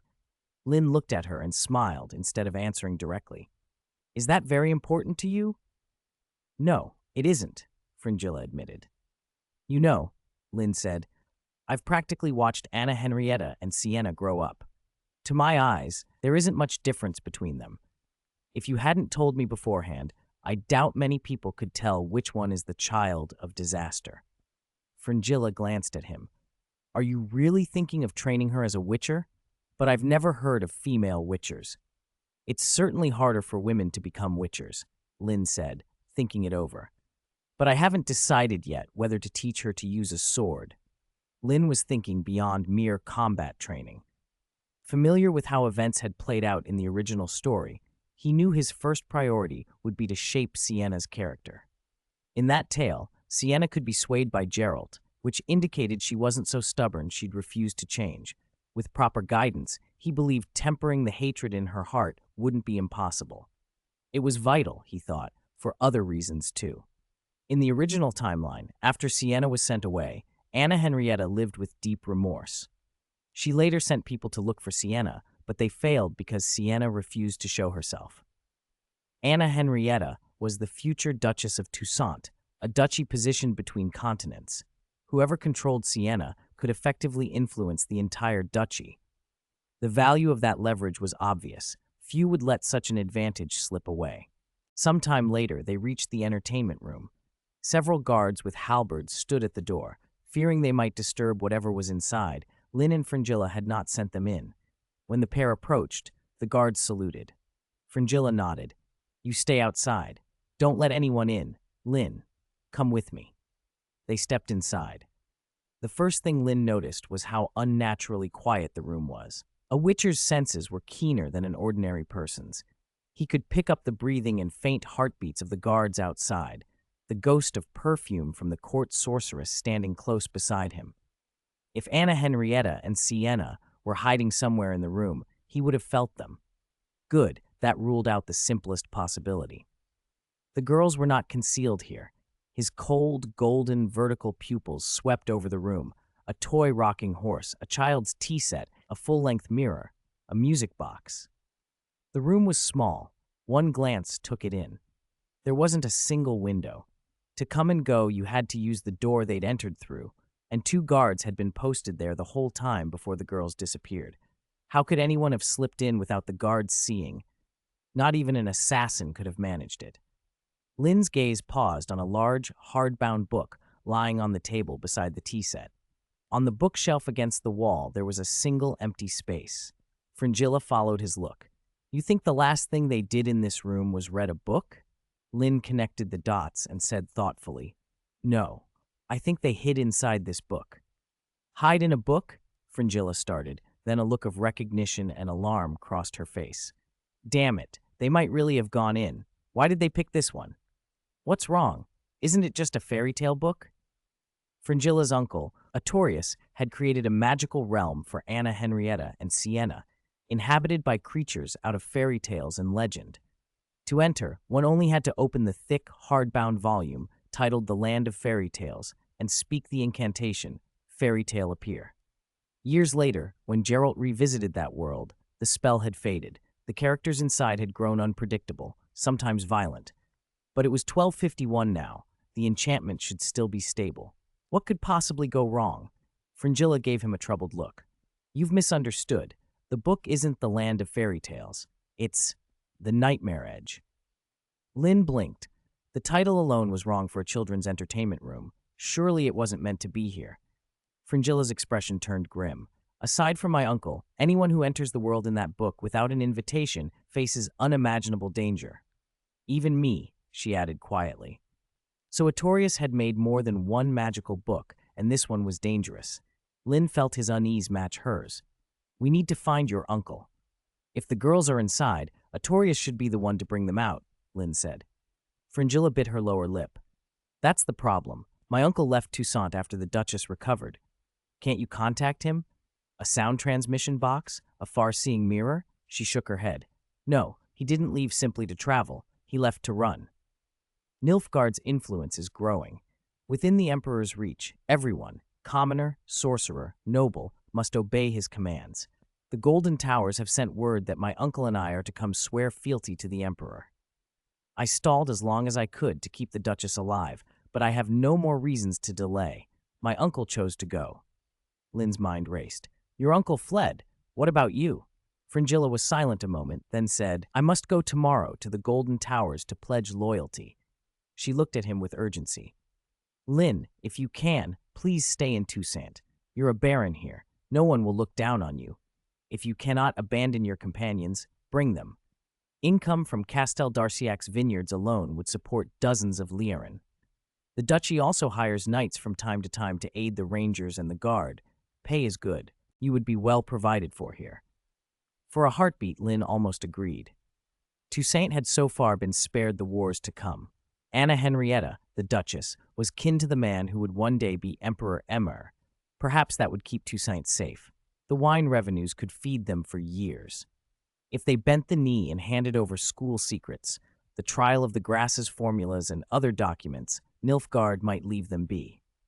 Many southern sorceresses had sworn fealty and prospered, but the thought of surrendering their fate to the Emperor sickened him. Nilfgaard was not like the northern realms. Their power sat centralized in one man who could grant and revoke destinies. Nobles in the north had their own power and a certain measure of independence. The Emperor of Nilfgaard answered to no one. Even the most stalwart protector could be destroyed at imperial whim. Linn would not trust the lives of his companions to such mercy. He sighed. I know you mean well, Fringilla. Thank you, but I can't stay. Fringilla sighed in return. I knew you would refuse. I hope we don't become enemies. Same here, Linn said after a moment. Then he added, the warning in his voice low and clear. One more thing. Do not go to a place called Soden. Chapter 195, The World of Books. Since the maker of the Nightmare Edge had chosen to flee, there was no other option. The court sorceress watched the Witcher's inner turmoil and arched an eyebrow.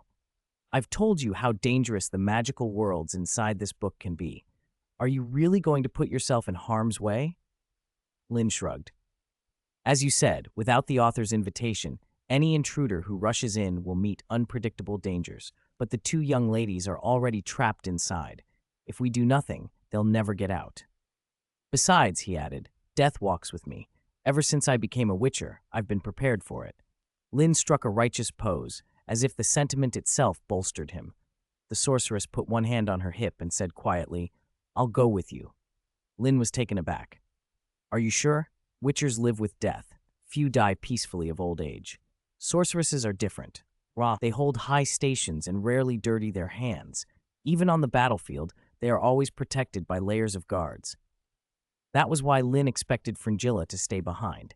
Yet she was volunteering to enter the book with him. No escort, no backup, fully aware of the dangers. He didn't hesitate. Having a sorceress at his side made the prospect less daunting. Still, he asked one more time, "Anything I should know?" Fringilla considered briefly. "You could get separated inside. My uncle told me the world the nightmare edge conjures isn't fixed. It randomly creates the nightmare. An intruder both fears most and most wants to change. Everything you'll see will be echoes, illusions of the past, shadows of what was. None of it is truly there. Leaving isn't complicated in theory, but it's hard in practice. No matter what world is generated, the intruder must ignore the temptations and proceed to the heart of the nightmare to destroy the monster that controls it." Linn raised an eyebrow. "That's it? Sounds simple." "Sounds simple," Fringilla corrected. "In truth, my uncle used that book against many assassins. Without exception, they got lost in the world the book made and never left." She paused, taking a deep breath, then looked at Linn. Her decision wasn't driven only by concern for him. She worried even more for Anna Henrietta and Sienna. The Duchess's family had treated her well. If those young women suffered harm inside her uncle's book, Fringilla would have no face to show the Duchess. "Are you ready?" she asked. Linn gave a thumbs up. "Ready." "Open it, then." He picked up the thick-bound book and turned to the first page. His medallion hung motionless on his chest until Fringilla started the incantation. Then his medallion buzzed. The words on the page glowed gold and, as though alive, gathered around them like a tightening net. With a whoosh, the pair were pulled into the book. The volume slammed shut and thudded to the floor. The shift from reality to the book's world was instantaneous. When Linn came to, the entertainment room where the children had been playing was gone. He turned and took in the new surroundings. The sky was a hazy gray. A low mist clung to the ground, making everything indistinct. A forest grew around them, but the trees were bare, their gnarled branches stretching upward like pleading hands. Mist hovered in all directions. Close objects were visible, but beyond a few meters there was only pearly white. "At least we didn't get separated," Fringilla said, patting her chest in relief. "Which means this nightmare was made for either you or me." "What do we do now?" Linn asked. "Let's get out of the trees," Fringilla replied. "Which way?" "Any direction, just away from here." She murmured a spell. A ball of light rose from her palm and hovered above them, cutting through the mist. The light cleared a radius of 20 to 30 meters, revealing the immediate area. Linn felt relief, since crossing into the book, some part of his witcher senses, his Laren, seemed blunted. He couldn't pierce the deeper veil of the mist. Fringilla noticed his confusion and explained, "After you witchers undergo the trial of the grasses, your altered senses let you perceive things ordinary folk cannot. But those perceptions are used to measure true existence. Everything here, even the mist, is an illusion. That's why your senses can't read it." Linn nodded. He led the way with his silver sword ready, Fringilla close behind. The forest stretched on farther than it appeared. They walked for an hour and still hadn't found an edge. Linn began to wonder if they were walking in circles when distant noise reached them. Voices, clashing steel, the roar of a multitude. They followed the sound. As the mist thinned, the view opened up. Tents spread as far as the eye could see, forming a vast encampment. Flags whipped in the gray wind, and bonfires flung flames and smoke into the sky. Conservatively, the camp could hold several thousand men. Opposite the camp rose a familiar, austere fortress, Kaer Morhen. Seeing the tents, the fires, and then the Witcher stronghold in the distance, Linn's heart thudded with recognition. They had stepped straight into the siege of Kaer Morhen. Chapter 196, Should Good People Be Pointed at Guns? Kaer Morhen, like Kaer Seren, Hern Kaduch, Gorthur Gvaed, Bechalte Nara, and Bia Suf al-Saria, had been a stronghold for Witcher schools. 23 Witchers and 40 apprentices once lived in that castle, Each winter, they gathered to tell of the year's deeds and to grumble together about ungrateful villagers who refused to pay for their services. Not bound by blood, they were nevertheless a family. When the snows melted, most of the witchers left the keep and scattered across the northern kingdoms to help farmers beset by monsters. But not everyone welcomed them. A faction that resented the witchers' existence spread books and pamphlets full of lies. Titles like A Narrative of Monstrous Witchers and Monsters, A Portrait of the Witcher, Volume 1, aimed at stirring up ignorant nobles and commoners. It worked. The slander culminated in a massacre, the Siege of Kaer Morhen. The keep was stormed. The Grandmaster, most witchers, apprentices, and resident sorcerers were butchered. Wait, I think I know about this. My uncle mentioned it once. Wasn't that? Fringilla faltered and fixed her gaze on him. Linn offered a small wave. I'm fine, Fringilla. Let's go. The Kaer Morhen massacre was a thing of the past, a story that could be told out loud. Still, a nagging premonition told Linn that if this was a nightmare world, its darkest heart would be at Kaer Morhen. They stepped into the great camp. As Fringilla had warned, everything here was illusion. The soldiers on guard and those patrolling the camp seemed blind to them. None challenged their passage. They walked unimpeded to the center of the camp, to the grandest tent, and peered inside at a military council in progress. At the head of a long table sat a tall, barrel-chested man in heavy armor, a two-handed sword set beside his chair. Linn recognized him immediately. Vladislav, King of Cadwin, the man responsible for the fall of Kaer Morhen.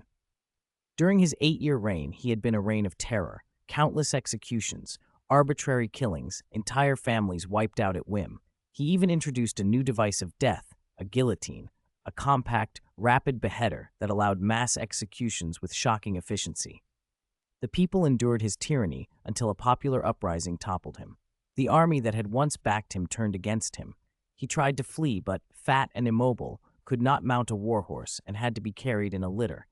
He was captured near the palace and, in bitter irony, executed by his own guillotine. Here, in the imagined council, the king was still whole and roaring like an enraged boar. "Miss Tisaya," he bellowed, "what do you mean by those words? Did you come all the way from Temeria to humiliate me, to humiliate a king whose blood is noble?" Opposite him, on the left of the table, sat a black-haired woman in a robe, Tisaya de Vries, the backbone of the Brotherhood of Sorcerers and a senior member of the Association of Talents and Arts. In 1251, when Linn knew her, she had long since retired, but in this past illusion she was still headmistress of Aretuza. She kept her composure in the face of the king's fury.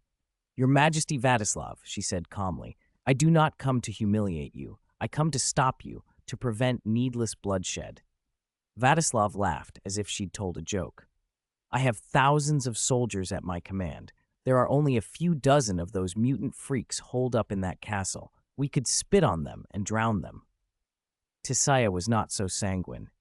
"Your Majesty, I do not deny your strength, but have you considered that it is the witchers who rid the fields of monsters, who let your farmers sow in peace and allow your armies to fight elsewhere without worrying about the home front? If you kill all the witchers, what will you do the next time monsters appear? Send the army to hunt them down." From the other end of the table, a thin, bald sorcerer sneered. "Tisaya's fears are overwrought. Times have changed. Monsters are fewer. Witchers hunt monsters, but if there are no monsters, why keep monster hunters? We control the Blue Mountains. They lie within Cadwin's domain," he went on. "Those filthy mutants have nested in the royal lands without His Majesty's permission, without swearing fealty, without paying tax or providing soldiers. If a commoner dared such disrespect, he would have been hanged long ago, his cottage burned, the smoke a warning to others." Tisaya frowned at the man's brazen nonsense.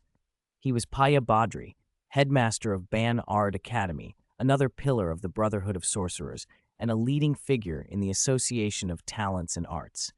It was Paya's persistent prodding, his insinuations that witchers posed a threat to royal power, that stoked Vladislav's paranoia and brought them to this moment. Only a fool would believe witchers sought to seize power. Their code demanded political neutrality. Witcher schools varied in temperament, but none engaged in politics. Even the cat school, mercenary by nature, took contracts for coin, not for politics. Paya's arguments were hollow. He resented any force beyond his control and coveted the great library at Kaer Morhen. Unfortunately, Vladislav had bought it. Chapter 197. Ha! We can guard the walls till we die. Tisaya knew the turning point in the affair lay with King Vladislav. She ignored Paya's interruption and addressed the king earnestly once more. Your Majesty, when the Witchers built their stronghold deep in the Blue Mountains, it was with the tacit approval of Cadwin's first king. The Witchers refuse military service because they follow the Witcher Code established by their founder, the legendary sorcerer Alzur. Paya sneered. Madam Tisaya, are you saying the king's command carries less weight than the last words of a sorcerer who's been dead for who knows how long? Is that it? Of course not. Vladislav rose abruptly and cut her off with fury. I've heard enough. There's no need to squander any more of my time, Madam Tisaya. I respect you as headmistress of Aretuza and a member of the chapter of Gift and Art, but I will not be manipulated. Listen carefully, madam. I will tell you only one thing, he continued. Either you help me bring that filthy castle down, and Aretuza will gain greatly. Sorceresses graduating from your academy will receive priority for positions as court sorceresses in Cadwin. You will have my personal friendship and gratitude. His face hardened. If none of that interests you, then leave. Take your hypocrisy and ignorance out of my country. Your students would do well not to come to Cadwin. They will find no welcome here. Tisaya's face went white with suppressed anger. In the end, she said nothing more. As you wish, Your Majesty. I trust you won't regret it, she said, then opened a portal and left without looking back. Outside the tent, Linn and Fringilla had heard the whole exchange. They stood in silence. The Witcher's gaze was fixed on the king's neck. A voice, cold and distant, warned, all that appears before you is illusion. You cannot change the outcome. These are not even your memories. Even if you kill him here, it won't alter the present. It will only drag you deeper. I know, Linn said. He took a slow breath and did not draw his sword. Instead, he merely stepped forward. Fringilla let out a quiet sigh of relief. She suddenly understood why her uncle had warned her, time and again, never to open the book under any circumstances. This nightmare world had been generated based on the Witcher. It had nothing to do with her personally, which is why she could remain an observer. Were she a participant, everything would be different. They walked through the endless rows of tents and out of the military camp. At that moment, horns blared behind them, and the Cadwin army surged like a tide toward the Witcher stronghold in the distance. Infantrymen clutching spears, swords, and morning stars ran desperately toward Kaer Morhen, their studded leather and chainmail clanking as they ran. They roared like wolves. Their morale was high. Vladislav had promised that once the castle fell, its contents would be theirs to plunder. Witchers were reputed to be poor, but farmers had food, drink, wives, and daughters. What of a castle occupied by Witchers? Surely there would be coin and valuable goods. Perhaps the Witcher fortress wasn't as wealthy as a noble's keep, and the treasures inside might not satisfy everyone, but anyone quick enough to grab a large handful would profit. Thoughts of potential counterattacks were dismissed. The mutants were few, they told themselves, only dozens, while the army numbered in the thousands. A handful of mutants could not possibly stop a tide of men. The vanguard of the Cadwin army closed to within a few dozen meters of Kaer Morhen, and still there was no response from the castle. Some soldiers began to wonder what was happening. Had the defenders surrendered in fear? If so, they ought to come out with their hands raised, throw down their weapons, kneel, and beg. Optimism spread. The soldiers convinced themselves the mutants were cowering somewhere inside, shaking in the dark. Confident, they climbed down into the trench and set up scaling ladders. In appearance, Kaer Morhen was a formidable fortress, grander than many noble keeps. With a few hundred defenders and enough provisions, it could hold out for years. But no matter how strong a castle, if the defenders lose the will to resist, its walls mean nothing. Then someone in the crowd shouted, "Look up!" Those who heard turned and saw robed figures suddenly appear on the tower where none had stood moments before. The Kaer Morhen mages were there. They began to chant, and an oval rift opened in the sky above. The cut in the air, pouring a greasy green liquid down like heavy rain. The The soldiers who had been scrambling up the ladders screamed as the wet substance turned surfaces slick and impossible to grip. Within moments, the trench and ladders were slick with the green fluid to calf height. "Is that oil?" someone gasped. The rift snapped shut as if it had never been, but before the soldiers could recover, the mages made another move. Flames sprung up in their hands, but their targets were not the men on the ladders. They aimed for the trench itself. Fireballs struck the oily puddles, and everything that touched it caught at once. Boom! A wall of flame rose, swallowing the men trapped below. A mass of soldiers had been compressed into the trench in their rush to be first over the wall. Many were mercilessly consumed. The blaze leapt across the ground, where oil had pooled, spreading outward. A protective spell shivered over the castle walls, shielding them from the heat, and the once proud army found itself driven back. The flames painted terror on their faces. They had imagined worst-case scenarios, a sword through the belly or dying by witchcraft, but were unprepared for this. The Bannard mages had taught that a mutant's sorcery was weak and single-targeted. One foe at a time could be struck down. But few had expected to see so many die before they even laid eyes on a mutant blade. Amid the smoke and fire, screams and the sickening sounds of steel finding flesh rang out from every direction. Chapter 198, War Never Changes. Half an hour earlier, Vesemir lay curled up in a small pit outside the castle. The hole was barely big enough for one man and carefully camouflaged so it could not be seen from above. 22 other witchers lay in similar pits around him. They had been hidden there for hours. If they were discovered, there would be no escape. Once one man was found, the ground would betray the rest. Vesemir did not believe in gods, but he found himself praying to Melatele with an intensity he rarely allowed. The Kaedwen troops showed no sign of suspicion. They surged toward Kaer Morhen like a raucous flock of ducks, noisy and unthinking. Everything then unfolded exactly as the Grandmaster and the castle sorceresses had rehearsed. The mages first cast grease on the trenches and the ground in front of them, then followed with a fireball. The flames leapt across the earth and swallowed countless lives. The wails and screams from the burning made the signal. Vesemir shoved the camouflaged board aside and sprang up. Soldiers' faces shifted from stunned to horrified as he moved. Without a word, he flashed past a man like a phantom. A cold glint at the soldier's neck, then his head flew off and blood spurted into the sky. It wasn't over. Vesemir thrust his left palm forward, and a stream of flame surged like a fire dragon, seeping into gaps in armor and sending several men keening. His sword was a blur, reaping those already burned. One by one, the other 22 witchers rose from their pits and attacked, a sudden, brutal ambush on panicked troops.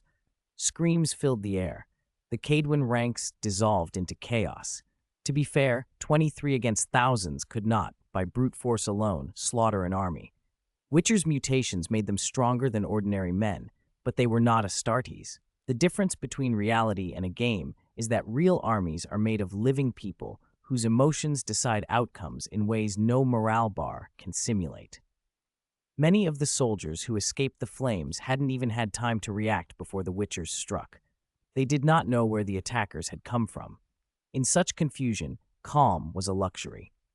Armies of the Cold Weapon Age often collapsed under a pincer attack, not just because of poorer training, but because of lack of information. A soldier is surrounded, front, back, sides, so his behavior is driven by those near him. Once those around him panic or flee, few can stay level-headed. Panic spreads, a few feet in the wrong direction becomes a tide of retreat. That is what happened here. Men wondered if this was a trap, if other mutants had been waiting elsewhere, or if the attackers had known their plan all along. Ridiculous thoughts to an outside observer, perhaps, but the men involved used them to make sense of what was happening. More soldiers fell back, flowing away like a tide and leaving behind bodies cut down by blades and others charred in the trenches. Even when the castle sorceresses finally smothered the flames, the smoke hung thick and black, rising into the sky. At the distant military camp, Vladislav and his subordinate nobles watched the Witcher stronghold with eyes that burned. The castle still stood in the distance, but flames had consumed at least hundreds of lives, and perhaps 100 more had died under Witcher's swords. These were not hastily conscripted peasants. These were standing troops, professional soldiers who did not work the fields. One engagement had cost them dearly. Vladislav and his nobles felt that loss like bleeding hearts. Linn, who had not expected the siege of Kaer Morhen to be fought this way, looked at the ruined place and wondered why later records claimed the castle had been breached by a sorceress who incited a mob. No one could answer him then, but he worked it out for himself. The powerful rewrite history because they can. History is a little girl dressed up by whoever holds the right to speak. Take Joan of Arc, he thought. Her memory has been shaped by victors and by circumstance. In France, she is a saint. In England, she was once called a witch. Had the 100 Years' War ended the other way, she might be a different kind of legend entirely. Vladislav would not want the truth known. He would have his scribes alter the facts. The king had the voice of the realm. What he said stuck.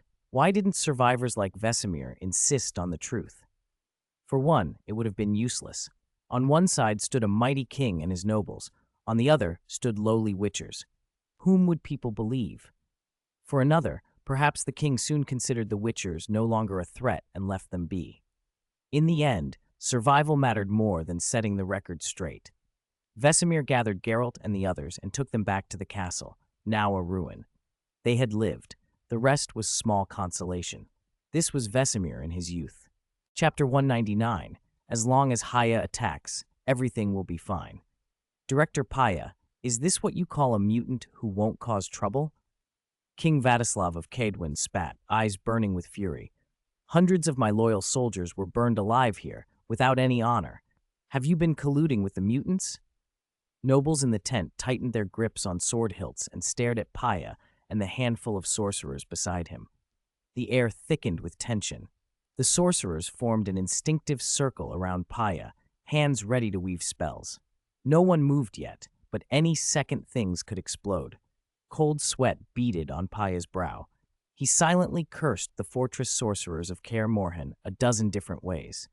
Before he had goaded the king into bringing the army, Paya had used a magic telescope to warn the fortress sorcerers at the Witcher stronghold.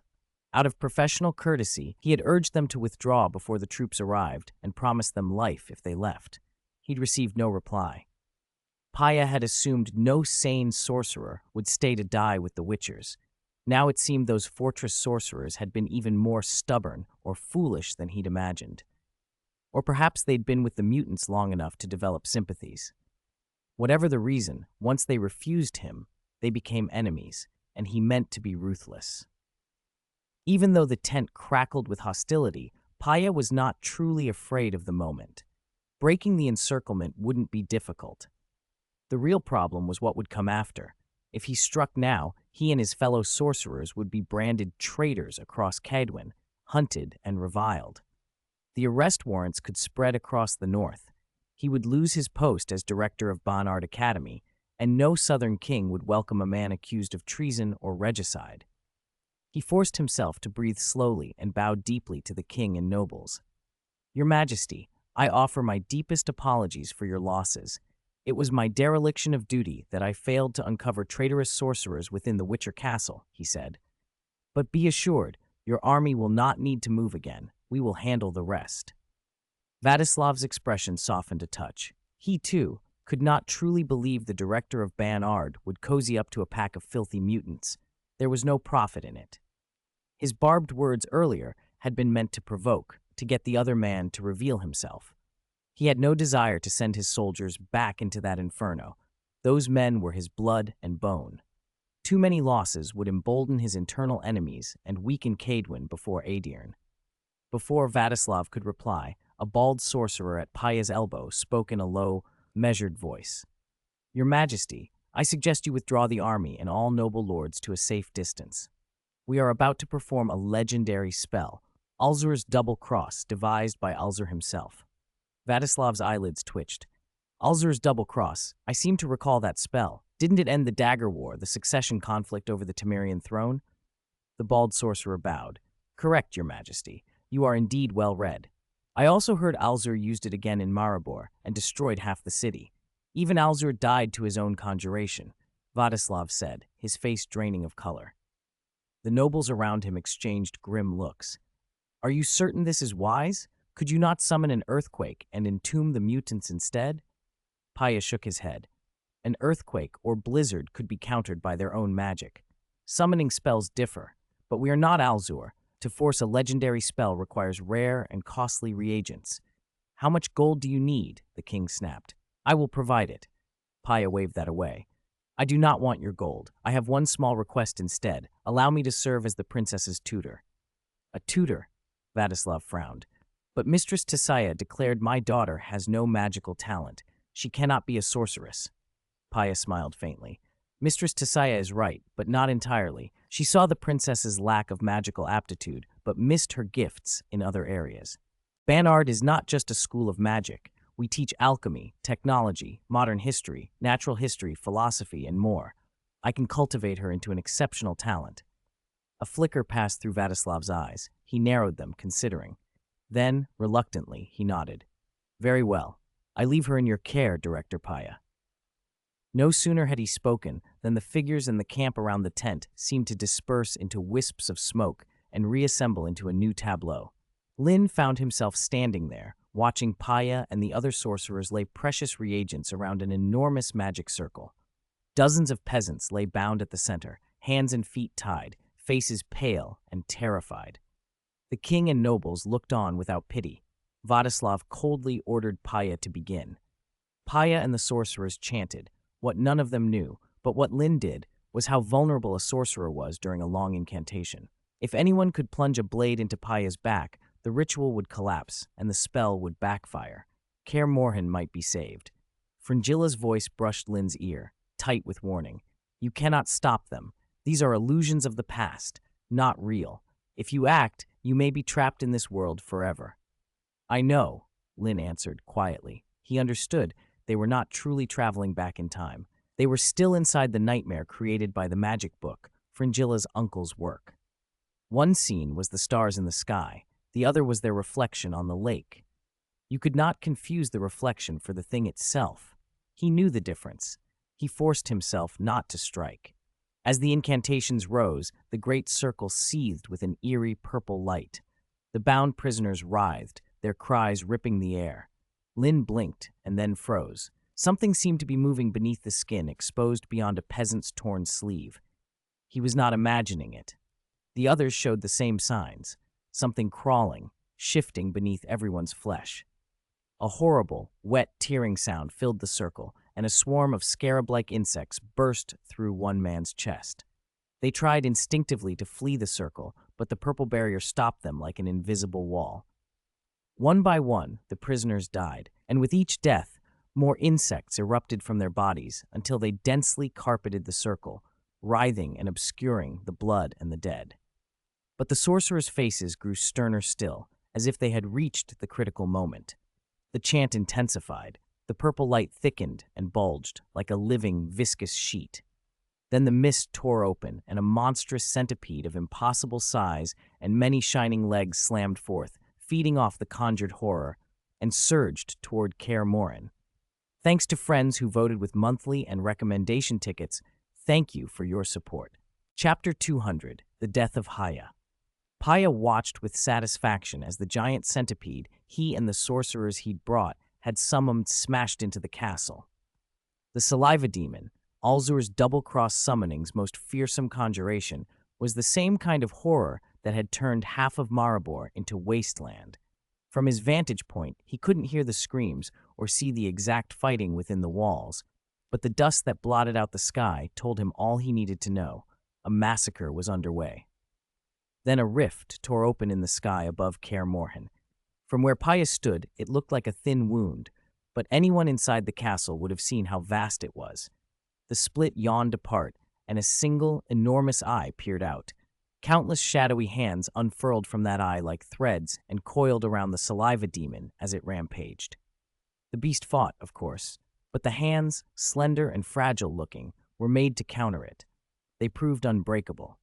Slowly, inexorably, the hands dragged the creature back toward the eye and pulled it through. The rift sealed. The sky was whole again, as if nothing had happened. For a long second, Paya stood frozen. Then his face drained of color, and he spat blood. The chaotic magic that had been steady and obedient in his veins went wild, thrashing like a caged beast. The other sorcerers who had helped summon the centipede fared worse. Magical backlash tore through them. Some coughed up blood, some simply fell dead. An amulet at Paya's throat began to glow softly, and its light damped the turmoil enough to keep him from being torn apart by his own power. He stared up at the sky, eyes wide with a horror that could not be hidden. An anti-summoning, he said.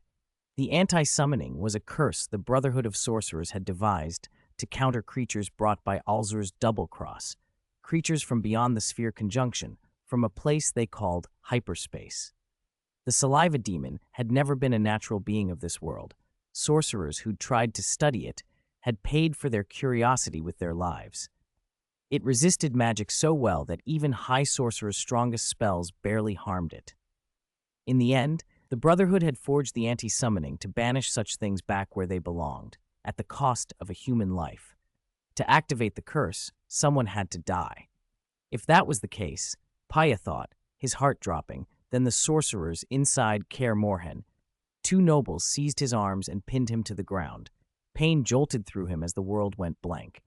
A third noble, wearing an iron gauntlet, clamped a hand over Paya's mouth. Even the most powerful sorcerers needed words and gestures to weave magic. With both silenced, it made little difference whether Dimeritium was present or not. Paya thrashed, but how could a single bald man, powerful in arcane lore though he was, fight against three armored nobles? Vladislav said nothing. He drew a dagger and drove it into Paya's belly, twisted it, and held the hilt upright as if savoring the sight. He slashed across Paya's stomach and chest. Blood and viscera spilled onto the earth. Only when the king nodded did the nobles release him. Paya's body lay face down in his own blood. Vladislav tossed the blood-slicked dagger aside without a glance. "If you wanted gold," the king said coldly, "I would have given it. But you reached for my throne, so I am merciless." "Did you really think I didn't know what you were planning?" he continued, voice flat and dangerously calm. "Witchers are multiplying in my lands. I will not stand idle while you undermine my rule, and after you dared to lay a hand on my palace, how could I tolerate you any longer?" Kings, in this age, married their daughters off young for reasons both practical and political. Scandal could ruin a princess's prospects. More dangerous still, an unmarried princess might one day set her sights on her father's crown. History had taught monarchs brutal lessons. The most notorious example was Falga, the daughter of King Veridanque. Born of a lowly half-elf mother whom Veridanque never made queen, Falga was cast out. As an adult, she raised a rebellion to reclaim what she believed was hers.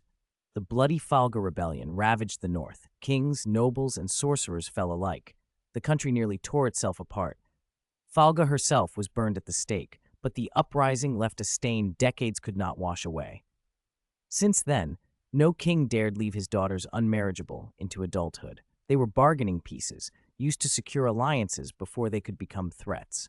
"Pile their bodies and burn them," Vladislav ordered. "Then tell the Banard Academy that all their people died defending Kaer Morhen." One of the nobles hesitated. "Do you think they'll believe it?" Vladislav sneered. "We've lost many men of our own. The Dean of Banard has fled the field. Is that not convincing enough?" He turned his back on the dying sorcerer and addressed the others with the same cold contempt. "Look at what these sorcerers have become. Their lust for power has long surpassed any true pursuit of knowledge. With Paya dead, the dean's seat at Banard is vacant. Let the rest tear one another apart over it. They will thank us for the opportunity."